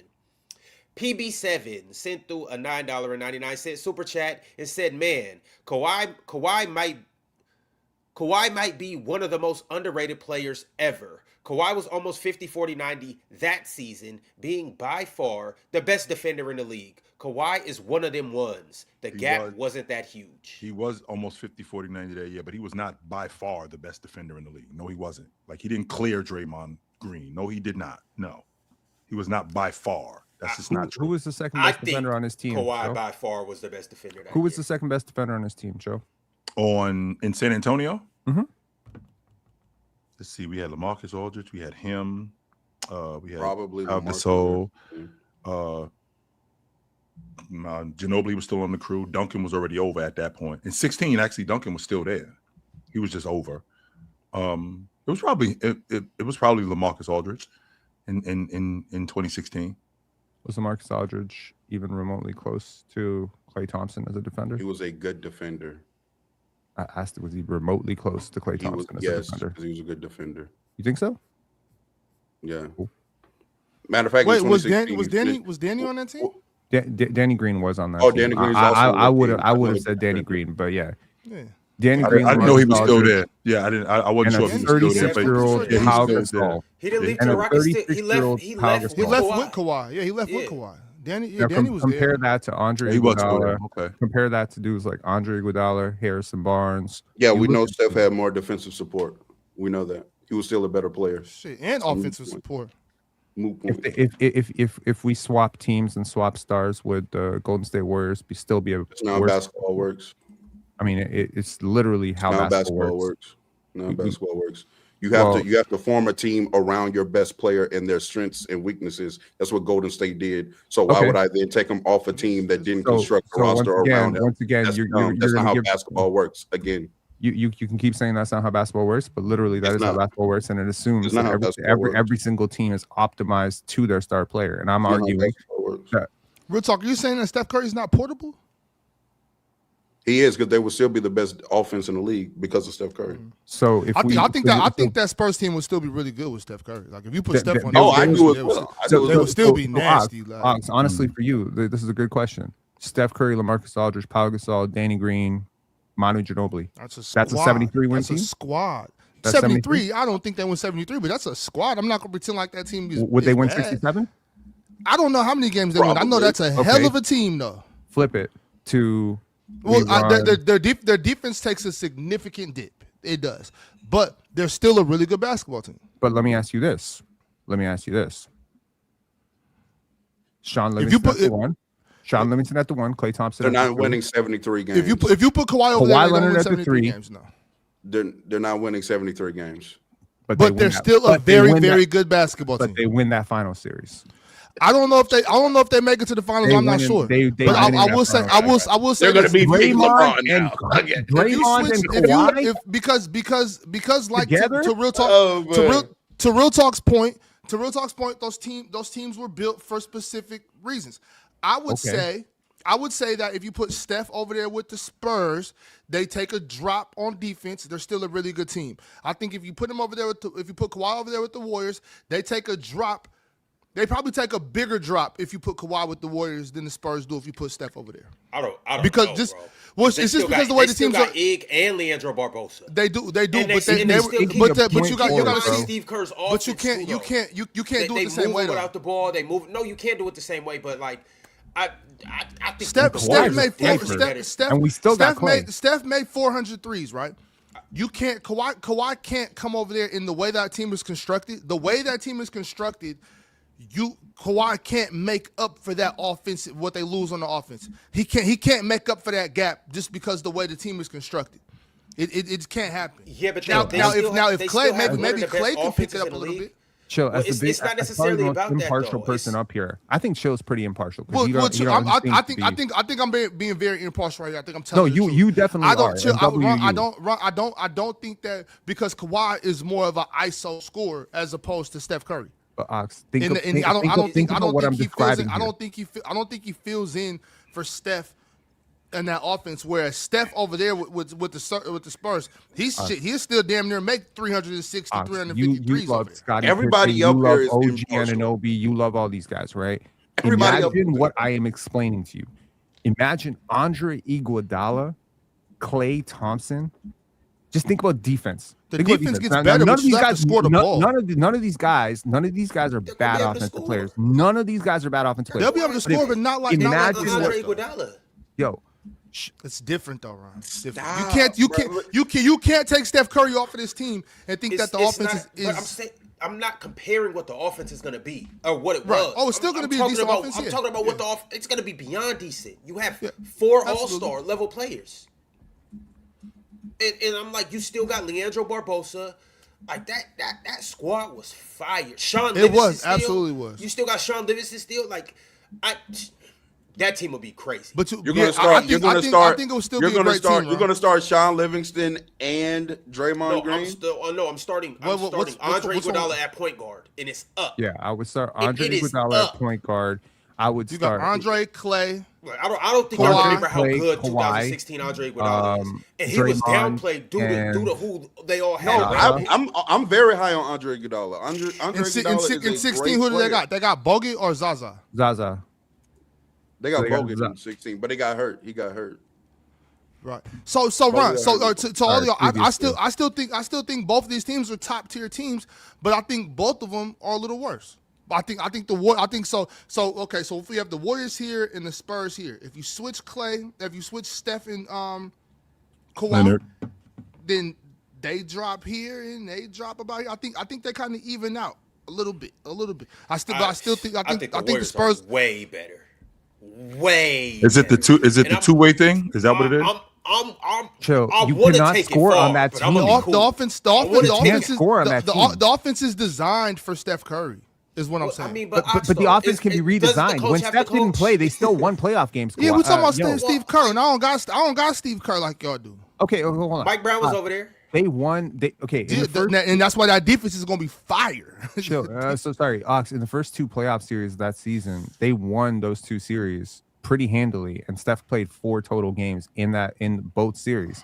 So it's not like they could never win without him. I'm talking about adding what you think is probably at least one of the top 2 players in the league, and what I'm The saying best is, player in the league. okay, And they you still think- had you Harrison think he's the Barnes best over player in the there. league. Oh yeah, come on, man. In Like, 2016, No, There's Brown a- was the there's best a player in the line league. for Brown you. was the best player in the league. I know that, but behind him was Kawhi. no, he wasn't better than KD. Stop. okay, so the lineup is Andre Iguodala. Okay, this is crazy. This is just insane that you could even put together a team like this. This is literally Vision 6-9. Andre Iguodala at point. We already know Andre Iguodala good enough to run point with Sean Livingston coming up behind him. You got no players under 6'6" on this team. At Leandro 2, Barbosa. you got Clay. You got at 3, you got Harrison Barnes. So you got your shooting. You got your shooting between those two guys, and Kawhi is a good shooter too. So you got put Kawhi at the 4 and put Draymond at the 5. That's your death lineup. And dude, say it one more time. Say it one more time, lineup, please. One more time. Andre Iguodala, Klay Thompson, Harrison Barnes, Draymond Green, and Kawhi Leonard. You talking about winning the final series? Do you remember what Harrison Barnes? No one is scoring on that team. I don't know who the hell to tell you. Do you remember what Harrison Barnes is doing? Do you remember what Harrison Barnes was doing in that 2016 final? Sure. Quite literally shitting himself. He doesn't have to carry any load on defense now. He didn't have to carry on 2016 He's Warriors. now our 4th best defender. Congratulations. He might be our 5th best defender. He was already that. All I'm trying to tell you What did is you say? You're just talking. He was How about this? Harrison Barnes was shat himself in the final you go to series. the bench. Leandro Barbosa, you're now our starting 2 guard. Okay, now you have a bad defender in the lineup. I can give Okay. that. Leandro Barbosa wasn't a bad Four defender. of the best defenders. And Leandro Barbosa is not a terrible defender that you're making him out to be, but he's not great either. No, Leandro Barbosa Barbosa was never a bad defender. All I'm saying is that team is not losing in the finals to the Cavaliers. All right, fellas, Yes, we're going to move on. We'll probably circle back around to this conversation via another super chat, but I'm going to move on to the next super chat from Bob. Bob said, PC being positive on the Rockets? ? We losing by 40 next game. By the way, you guys catch Paulo and his head coach sending subliminal shots in post games? Paulo's gone? ? No, he's not gone. What did he say? What did he say? Paulo is not gone. Mosley will be gone before Paulo. But what was said? Do you guys remember what was said? No, I didn't hear it. I didn't actually. Yeah, I didn't know that. Me neither. Back and forth. Let me do the research. I read it. I can't remember exactly what they said. Mosley said something about players need to execute better, and then I think Paulo alluded to the coach not making adjustments. That was a while ago. That ain't news. I mean, So it was something new? Wait, maybe it happened again because that did happen already last month. What I thought. Shit, that was damn near back in February when that happened. Right, that was months ago.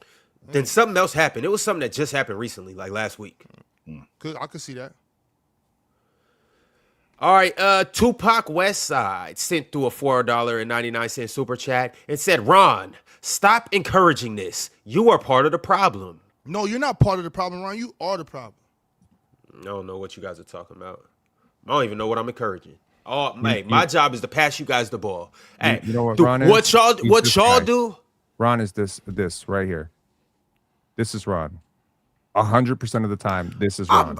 Ron looks like he put that back up there. Ron looks like he's minding his business. I'm taking a picture. That's y'all in the back doing what y'all doing. Why are y'all on fire? I'm just taking a picture and posing for the camera.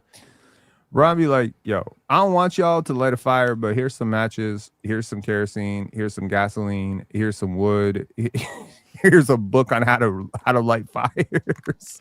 All I do is throw the ball towards the rim. And if you grab it and windmill 360 through the legs, that's on you. If you botch the layup, that's on you. I just put the ball where it's supposed to be. But anyways, D9 the One sent through a super chat and said the Wolves officially clinched the playoffs. Never thought as a kid watching KG fight to make it in, I'd ever see us make the playoffs 5 years in a row. W sustainability.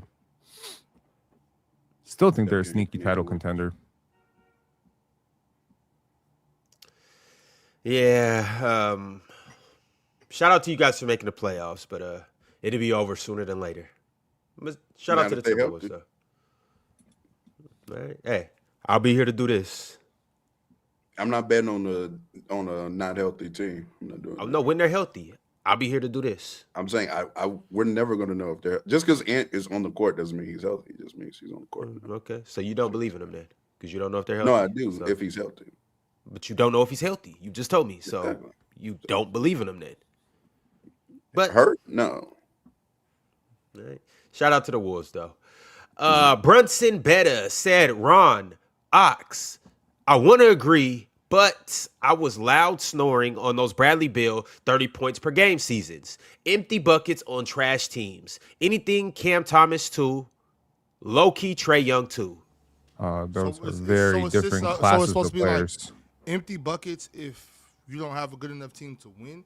So you're saying that if you're on a bad team, you shouldn't try to score 30 points because it's going to be empty? I'm kind of not following what you're saying right now. But maybe I'm just slow. Once again, man, and when you're in the NBA, you're playing against other NBA defenses, other NBA caliber players, and you're also, just because you play for the Wizards and you guys suck, or you play for the Brooklyn Nets and you guys suck, there's still a game plan because coaches still have to scout you. Coaches still run a defensive scheme against you. So regardless who you are, if you're the best scorer on the worst team in the league, you're still going to get game planned on, and you still have to score against an NBA defense that is game planning against you. So 30 points per game to me is 30 points per game. I don't care who you're playing with, and I don't care who you're playing against. It's still a 48-minute clock, and you still have to go out there and score those buckets. You still have to put the ball in the hoop. You still have to shoot the shots and score the shots, regardless if it's open threes, regardless if it's open layups. You still have to manufacture those buckets, regardless of how you do it. Yeah, trying to downplay them Bradley Beal 2 years when he averaged 30 is crazy. If you're a 25 point per game scorer and your offense, your team offense is the worst offense in the NBA, I have to say I hold that against you for sure. If you 20, the context around that? I mean, there could be a ton of context around that, but I have to independently watch the games. I have to determine are you doing the right things?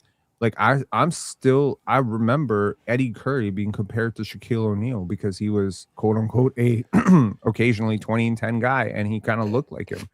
That's crazy to me.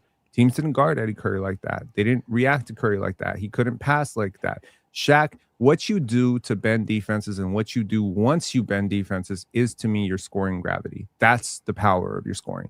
Shaq could pass out of those situations. He made other people better. That's an elevation. Like, this is the tide that lifts all boats, right? Versus a tide that just lifts itself for a moment. Cam Thomas's 25 points per game are not moving me the way Steph Curry's 25 points per game are moving me. Penn, that's understandable. I'm not arguing that there's levels to being a 20-point scorer, 25, 30.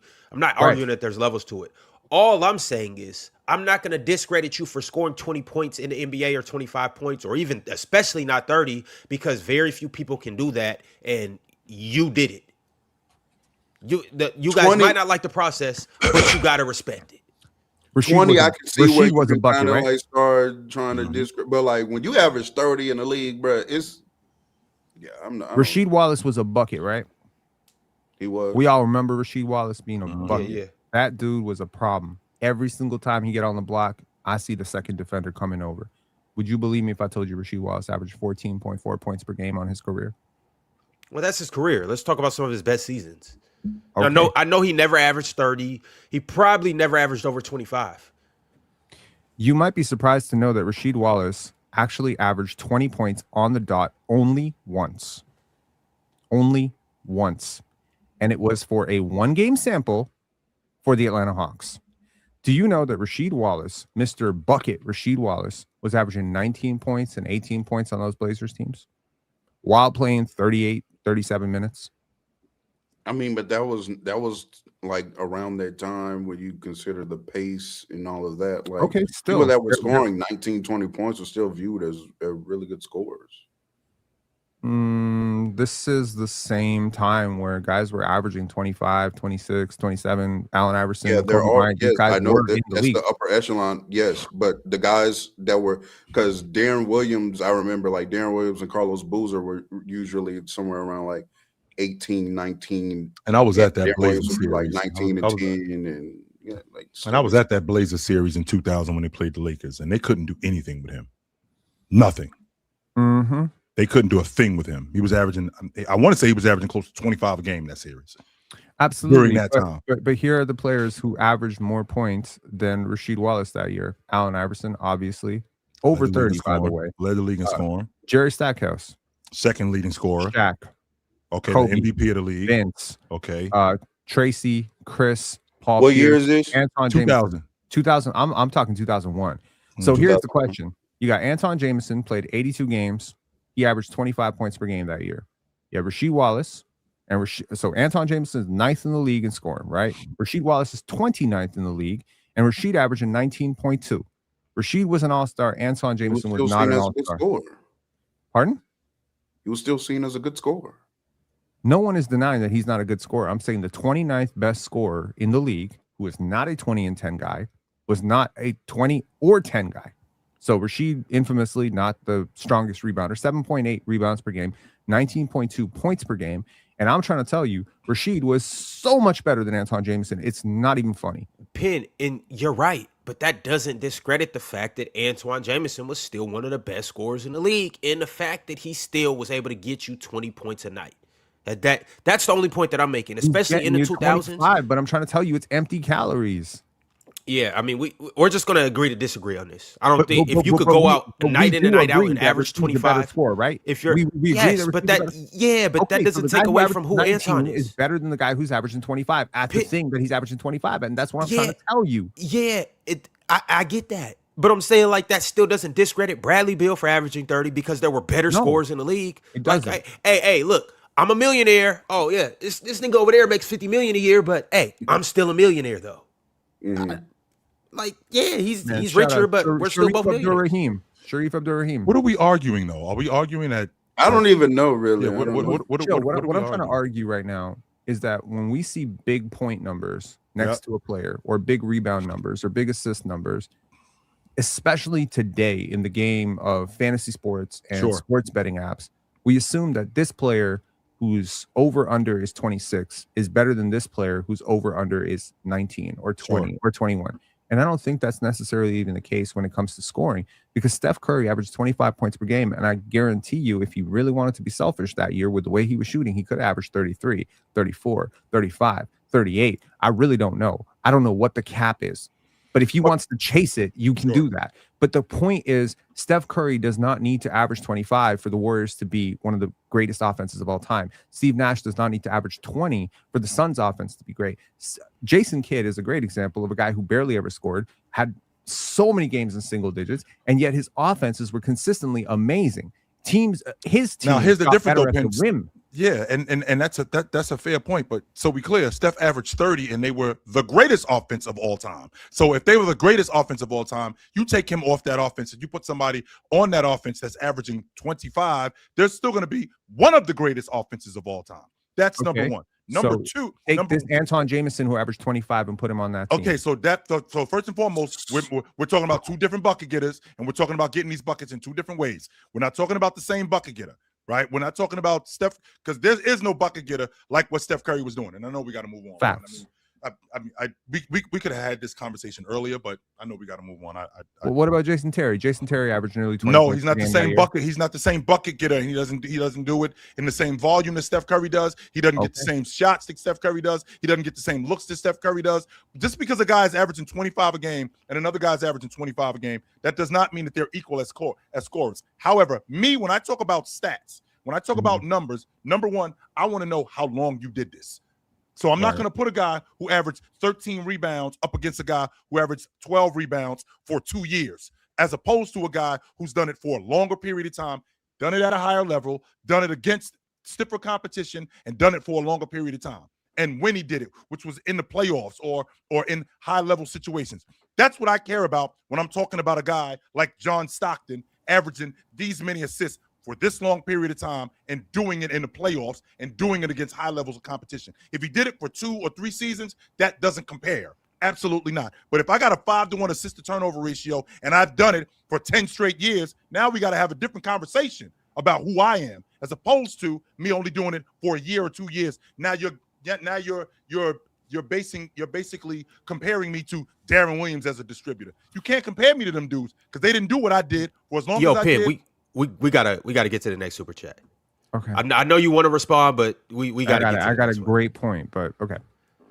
Shadsky on every platform said in 2016 it's not close. Steph was 50, 40, 90 on 30 points a game. His team had the most wins in NBA history. 400 threes on great efficiency and the steals champ. We got it. Okay, we got that part. We already went over that. We got that part. Yes, we did. We already went over that. We got it. Tupac Westside said, my favorite movie or basketball movie is Like Mike, with Above the Rim being second. LM was cheesy, but a fun kind of cheesy. LOL. What's LM? Like Mike. It's right there. Focus, Ron. I've never heard nobody call Like Mike LM. You got a character limit. I know, but I don't. True. All right. Yeah. Shout out to LM though. Like Mike was dope. I rocked with Like Mike as a kid. One of my favorites. Yeah.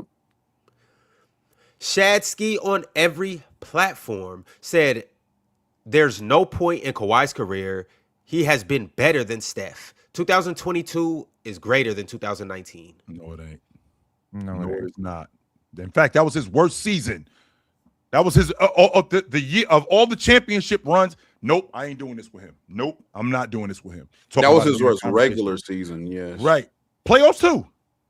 Playoffs too. It wasn't until he got busy in the finals. Real talk. If you think about everything that he did that season, he got busy in the NBA championship. He shot his lowest field goal percentage that year. He shot the lowest at the long ball line. I think that in terms of 3-point percentage, it was the lowest of all those championship years. So to say that what Kawhi Leonard did in 2019 isn't better than what Steph Curry did, get the fuck out of here. I'm not doing that, as you were saying.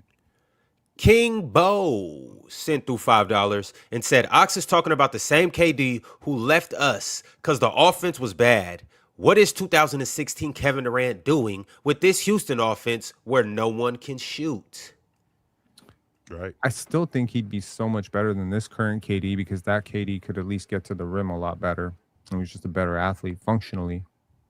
But yeah, still don't think he has a chance against this OKC team. All right, Shadsky on every platform said, "Ox, by your own logic, how is Tim Duncan better than Bron? When Duncan don't do shit better than Bron, but play defense. But you got Tim better on your list." Damn, He wins Ox getting better. fried. He won more championships. That's a goddamn lie. Wait, What's a now lot? championships. Okay. Championships don't count. They don't matter. No, I'm Winning. saying You heard that super chat, Ox? How is Tim Duncan better than Bron? What When he doesn't do anything better but defense? What else he need to do better? because he was saying because you said the only thing Steph does better is shoot. So how is he better than Kawhi Leonard? So Yeah, go the same way. LeBron, Kawhi, such a better defender than Steph, right? Such a better defender than Steph, and a really good offensive player. Tim Duncan, such a better defender than LeBron James, and a really good offensive player. Same logic. There you go. Ox just gave it to you. I mean, to anyone who has Bill Russell in their top 10, if you do the checklist argument, Russell probably going like 1 for 10, but that 1 is everything. but Russell isn't in my top 10. He's in my honorable mentions along with Will Chamberlain. Tim Duncan got is Bill number Russell 3. like top 20. Tim Duncan number 3 all I time. can't wait for when Real Talk is my age and Kobe Bryant is not even the top 15 player all time. I mean, and when that happens, I'll be just as hard headed as you and say no, he is. That's what makes you. Boy, your nephew said that you don't want to take his ass outside and choke the shit out of him. What? Hey, Ron, I'm sorry. The Jonathan Frazier sent through a $4.99 and said KD versus OKC this year in 3 games played is averaging 20.7 points, 5.7 rebounds, 3.3 assists on 44.9 shooting from the field, 14.3 from the 3-point line, and 80% from the free throw line. If anything, Ox, OKC doing the spanking, not KD. Stop lying to get dumb shit off. That says this year? Yes, against Oklahoma Yeah. City. Mm-hmm. So what that got to do with the 10-year ago KD? Nothing. Zero. Stop. Damn, Look, Jonathan. Don't have stop. nothing to do with First of all, 2016 first of all, stop wasting your allowance on super chats to get dumb shit off. You spending your lunch money. You gonna be hungry tomorrow. It's We already Wednesday. went over this. But thank you, platform. Jonathan. Because I'm gonna have a good lunch on Wednesday. because On the you. thing about it is today is Wednesday. You still got Thursday and Friday. You can't be spending your lunch money. And you got Thursday and Friday. You got to feed yourself. Stop wasting your lunch money to get dumb shit off. Damn, Jonathan. And we already Bro, went over you this. got a meal plan for $5. Jet ski on That's every platform. awesome. Just so we clear, Real Talk already brought up him being the steals champ. You already brought that up. So there's nothing that we went over. There's nothing during that debate that we did not cover. We covered everything. Everything that needed to be covered, we covered it. Void Century YT said, I clearly remember Steph Curry sit down at the top of the key and strap up your boy Fox for game a few years back, Oxford. So Steph you're Curry telling me right now that yes, now one thing is true. Game 7, Steph Curry came through to the Golden One Center and shut that shit down. We all seen that. He came through and shut that down, knocked the beam off the top of the arena. We seen it. But him and Jordan Poole were 100% free eats. Malik Monk had them boys bent over spanking them. De'Aaron Fox spanking them. Everybody seen it. Don't act like I don't care if he sat down and had them strapped for one possession. They were free eats. And if Fox doesn't break his hand, they out. Out of there. If Harrison Barnes doesn't miss that shot in game 4, out of there. That I'm not doing. But hey, what happened. No, if we lost fair and square. Yeah.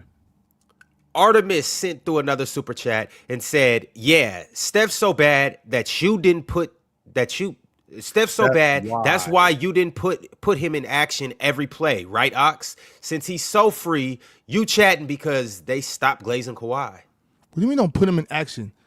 They do the little pre-switch thing to keep him as far away from action as possible.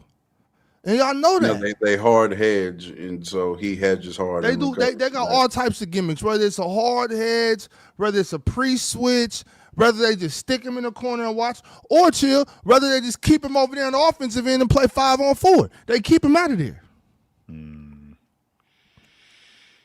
Terrible defender. Trey Ray sent through $5 and said, Jason Tatum wasn't having the best of times ISOing Steph in 2022. He wasn't. Y'all don't remember that? Oh, I remember it. I remember he got some stops on Tatum. Brian Cook said, so many players are better than Steph in most categories, but are still worse players. Ox, I wouldn't use that dumb logic. I don't care about so many players. We're talking about Kawhi Leonard. There are some players that are better defenders than Steph, and he's way better than. That's not Kawhi. We talking about Kawhi. I don't care about these other niggas. We talking about Kawhi. All right, and we're also talking about the panel on YouTube where we stream Monday through Friday. Chill with Chill goes on Sundays. We got on Saturdays. We got the press box that goes on Sundays. We stream 7 days a week, and so I got to shout out to the members that pull up to these streams on the regular. That includes a couple new members. The first one is the Realest Punisher. You guys familiar with the Realest Punisher? No. No, but he got timed out. He got timed out. It's shit like this right here. It's shit like this right here that makes it so hard to talk to people about basketball. Excuse me for a second, I'm gonna put this up here. When Damon Don says, "Cause the logic has to be consistent." Duh. Don't forget the duh. Yeah. There you go. Like, no, it does not. The logic is not consistent with each player.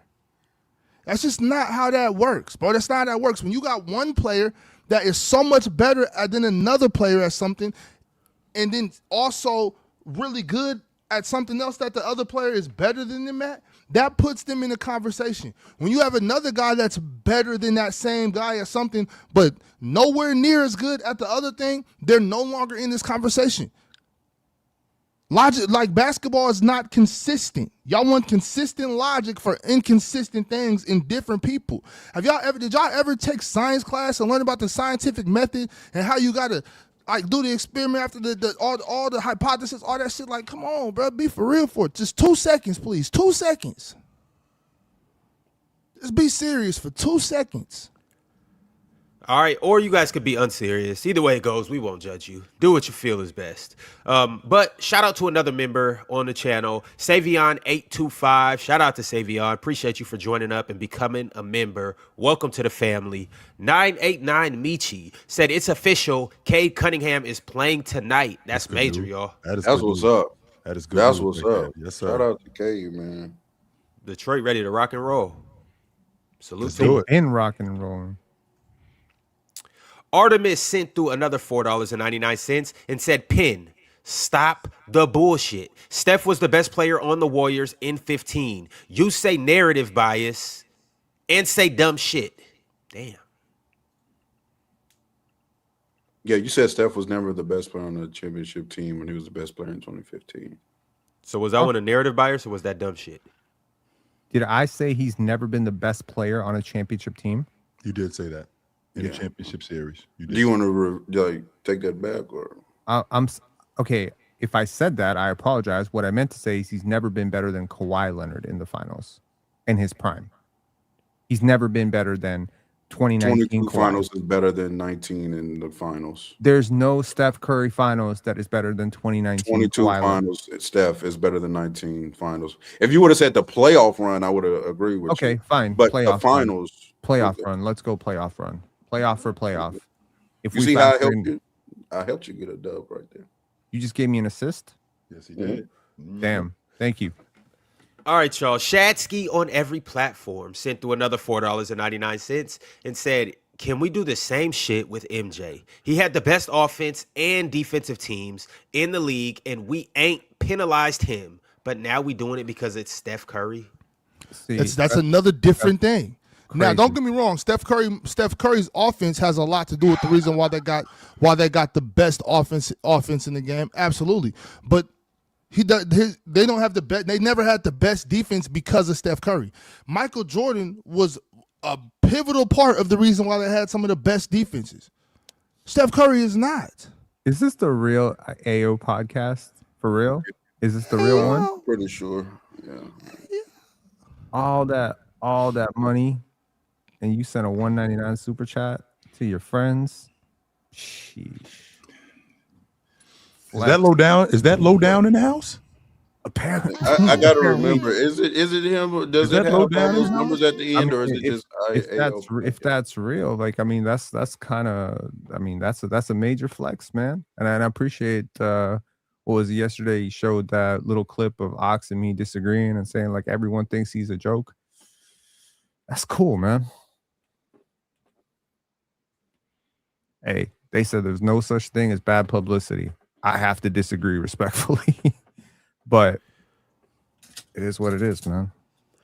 All right, Luffy Gear 4th sent through $4.99 and said, how y'all feel about what Tatum has been doing recently? 23, 4, and 5 last night, over 50% from the field. Seems like he's starting to find his groove. I don't love the long ball shot. Chill, but he I was love smacking those last night. He made but 3 in a row. But I love the 2 on back-to-back possessions, and then came back a couple minutes later and hit another step back. I just love I love the secondary facilitator role. I'm loving that. I am loving that because Jaylen Brown looks like all he really has to worry about is just being a score. bucket. Yeah, I love that. That looks great. Mm-hmm.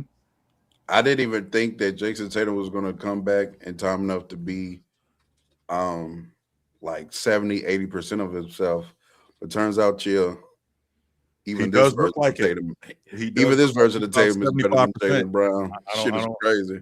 I don't hate He's it. already back better than Jaylen Brown. This is ridiculous, Chill. Ox, if he He's came back crazy. in January, he might make the All-Pro team. Hey, Ox. Alex, actually, hold on, Ox. Name me something Jaylen Brown does better than Tatum than score. Defense. Nope. Lying. He's Nope. definitely a Ah, better that's on-ball it, Jack. defender. He's I've lying. always felt that he was many a better facets defender to than Jason defense. Tatum. He's definitely a better on-ball defender than Jason Tatum. And I've always Definitely. felt that way. Not this isn't new. I've always felt this way. Me too. It's actually y'all kind been of lying similar to about the that Kawhi. for- It's actually kind of similar to the Kawhi and LeBron thing. But, No, we it's don't- not. No, it's not. Because Kawhi, there's a gap between Kawhi and LeBron James. A huge gap. Actually, it's not, That gap is a lot but smaller from we- Jaylen we- Brown and Jason we Tatum. can't do that. Well, at least All you'll right, say that. But y'all also need to stop lying about Jason Tatum was the one taking the assignments 22 prior. Just that's the 22 prior. Okay, all right, Mhm. that's fine. That's fine. Jason Tatum took the Kevin Durant fade, and Jaylen Brown took the Luka Doncic fade. Fine. Come on, let's keep going. Shadsky on every platform. Cut his water off. Cut his Drew water Holiday off. got that fade. And what Let's and not what make it and sound what and Cut what his water off. Real talk. And Tatum Cut his water off. Now, Tatum cut that's KD that's water what you off. mad We about. I mean, Yes, absolutely, They was absolutely, blitzing absolutely. KD, though. But see, I Like, never KD was a little realized how different. They was come blitzing you hate Jaylen Drew Brown Holiday until also just took this minute. Luka fade too. It wasn't just Until, Jaylen Brown. no, chill, because I didn't realize until just this minute why he hates Jaylen Brown so much. And now I remember because he cut that boy water off in 24. That's what. Oh my God! Why did I not realize this? all right, That's y'all. insane. Shadsky on every platform said championships matter now. Pin. How many Steph got and how many Kawhi got? Come on, man. Well, I could argue Kawhi probably should have another one, but damn, Zaza stepped under his foot. And given the injuries that he's had, I would say 2 championships is very, very big. They weren't beating that team anyway. I don't know. All right. Real talk. No, We have another members chat from Sauceman123. Sauceman said, "Bring back Chill with Chill 2 times a week. Salute to the panel, fellas. They want y'all twice a week. No, we straight. No, we Hey, the demand has went up. They Nah, miss we y'all." straight. We good. Fred Vincent fan said, "Cade is back tonight versus the Bucks. We are so back." All right. Shout out Cade, I man. hope I'm Detroit excited to does see well in it. the playoffs. I actually want to be wrong about Detroit. I'm not high on I low key Detroit, want to see but- Detroit go to the finals. Low Low key, key, I would love want to that. see. I I want to see a would. Spurs Why and low Pistons key? finals. Why low key? Why not? Because high like key? I've been one saying like I think Boston's better than them. Cleveland I better than still them. think potentially the Knicks can beat them in a series, but like Cleveland I better haven't than been them. the highest. I haven't been the highest on Detroit, but I would enjoy seeing them in the finals. That would be fun. Nick at Night. Those was good times, man. Great times. Nick at Night sent through a members chat and said, "JJ called Luka out. What makes Ayton and Rui exempt?" Nothing. Malik Stevenson sent through a members chat and said, "Y'all just forgot what Kobe did in that hotel, I guess." No, we don't. No, we didn't forget it. But I promise you, Malik, there's some shit going on in your life that you are 100% okay with none of us ever finding out about it. Ever. So I'm sure that you live in a glass house. So take them rocks that you throwing and put them down.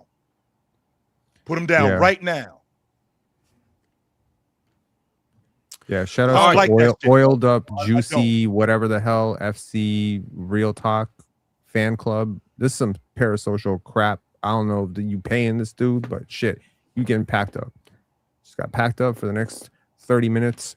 Go take a shower, towel off, have some contemplative discussions about your life. But what the hell are you doing, bro? And chatting All right, nonstop for 3 hours. You got this much energy for someone you That don't even helps the know. algorithm. And also, too, shout out to everybody that likes to be oiled. up and Honestly, all of that good real stuff. talk. Stay There moisturized. will probably be some very sane basketball person who'll be like, "Oh, there's this amazing show on. Let me check what's going on." And then we got Real Talk Oiled Up FC up here, and they'd be like, "Nah, fuck this. I'm out." All right, y'all. It has it been in fun. person. It has been real. We will see you in the MODA Center in just 2 days and 48 hours. We will be in the MODA Center in Portland, Oregon. You can still grab your tickets. A ticket includes the live panel show. There will it be no includes the meet Diddy and greet. allegations, by the way. It includes the meet and greet, and it also includes the after party. Pull up to Portland. It's going to be a hell of a time. We will see you guys soon.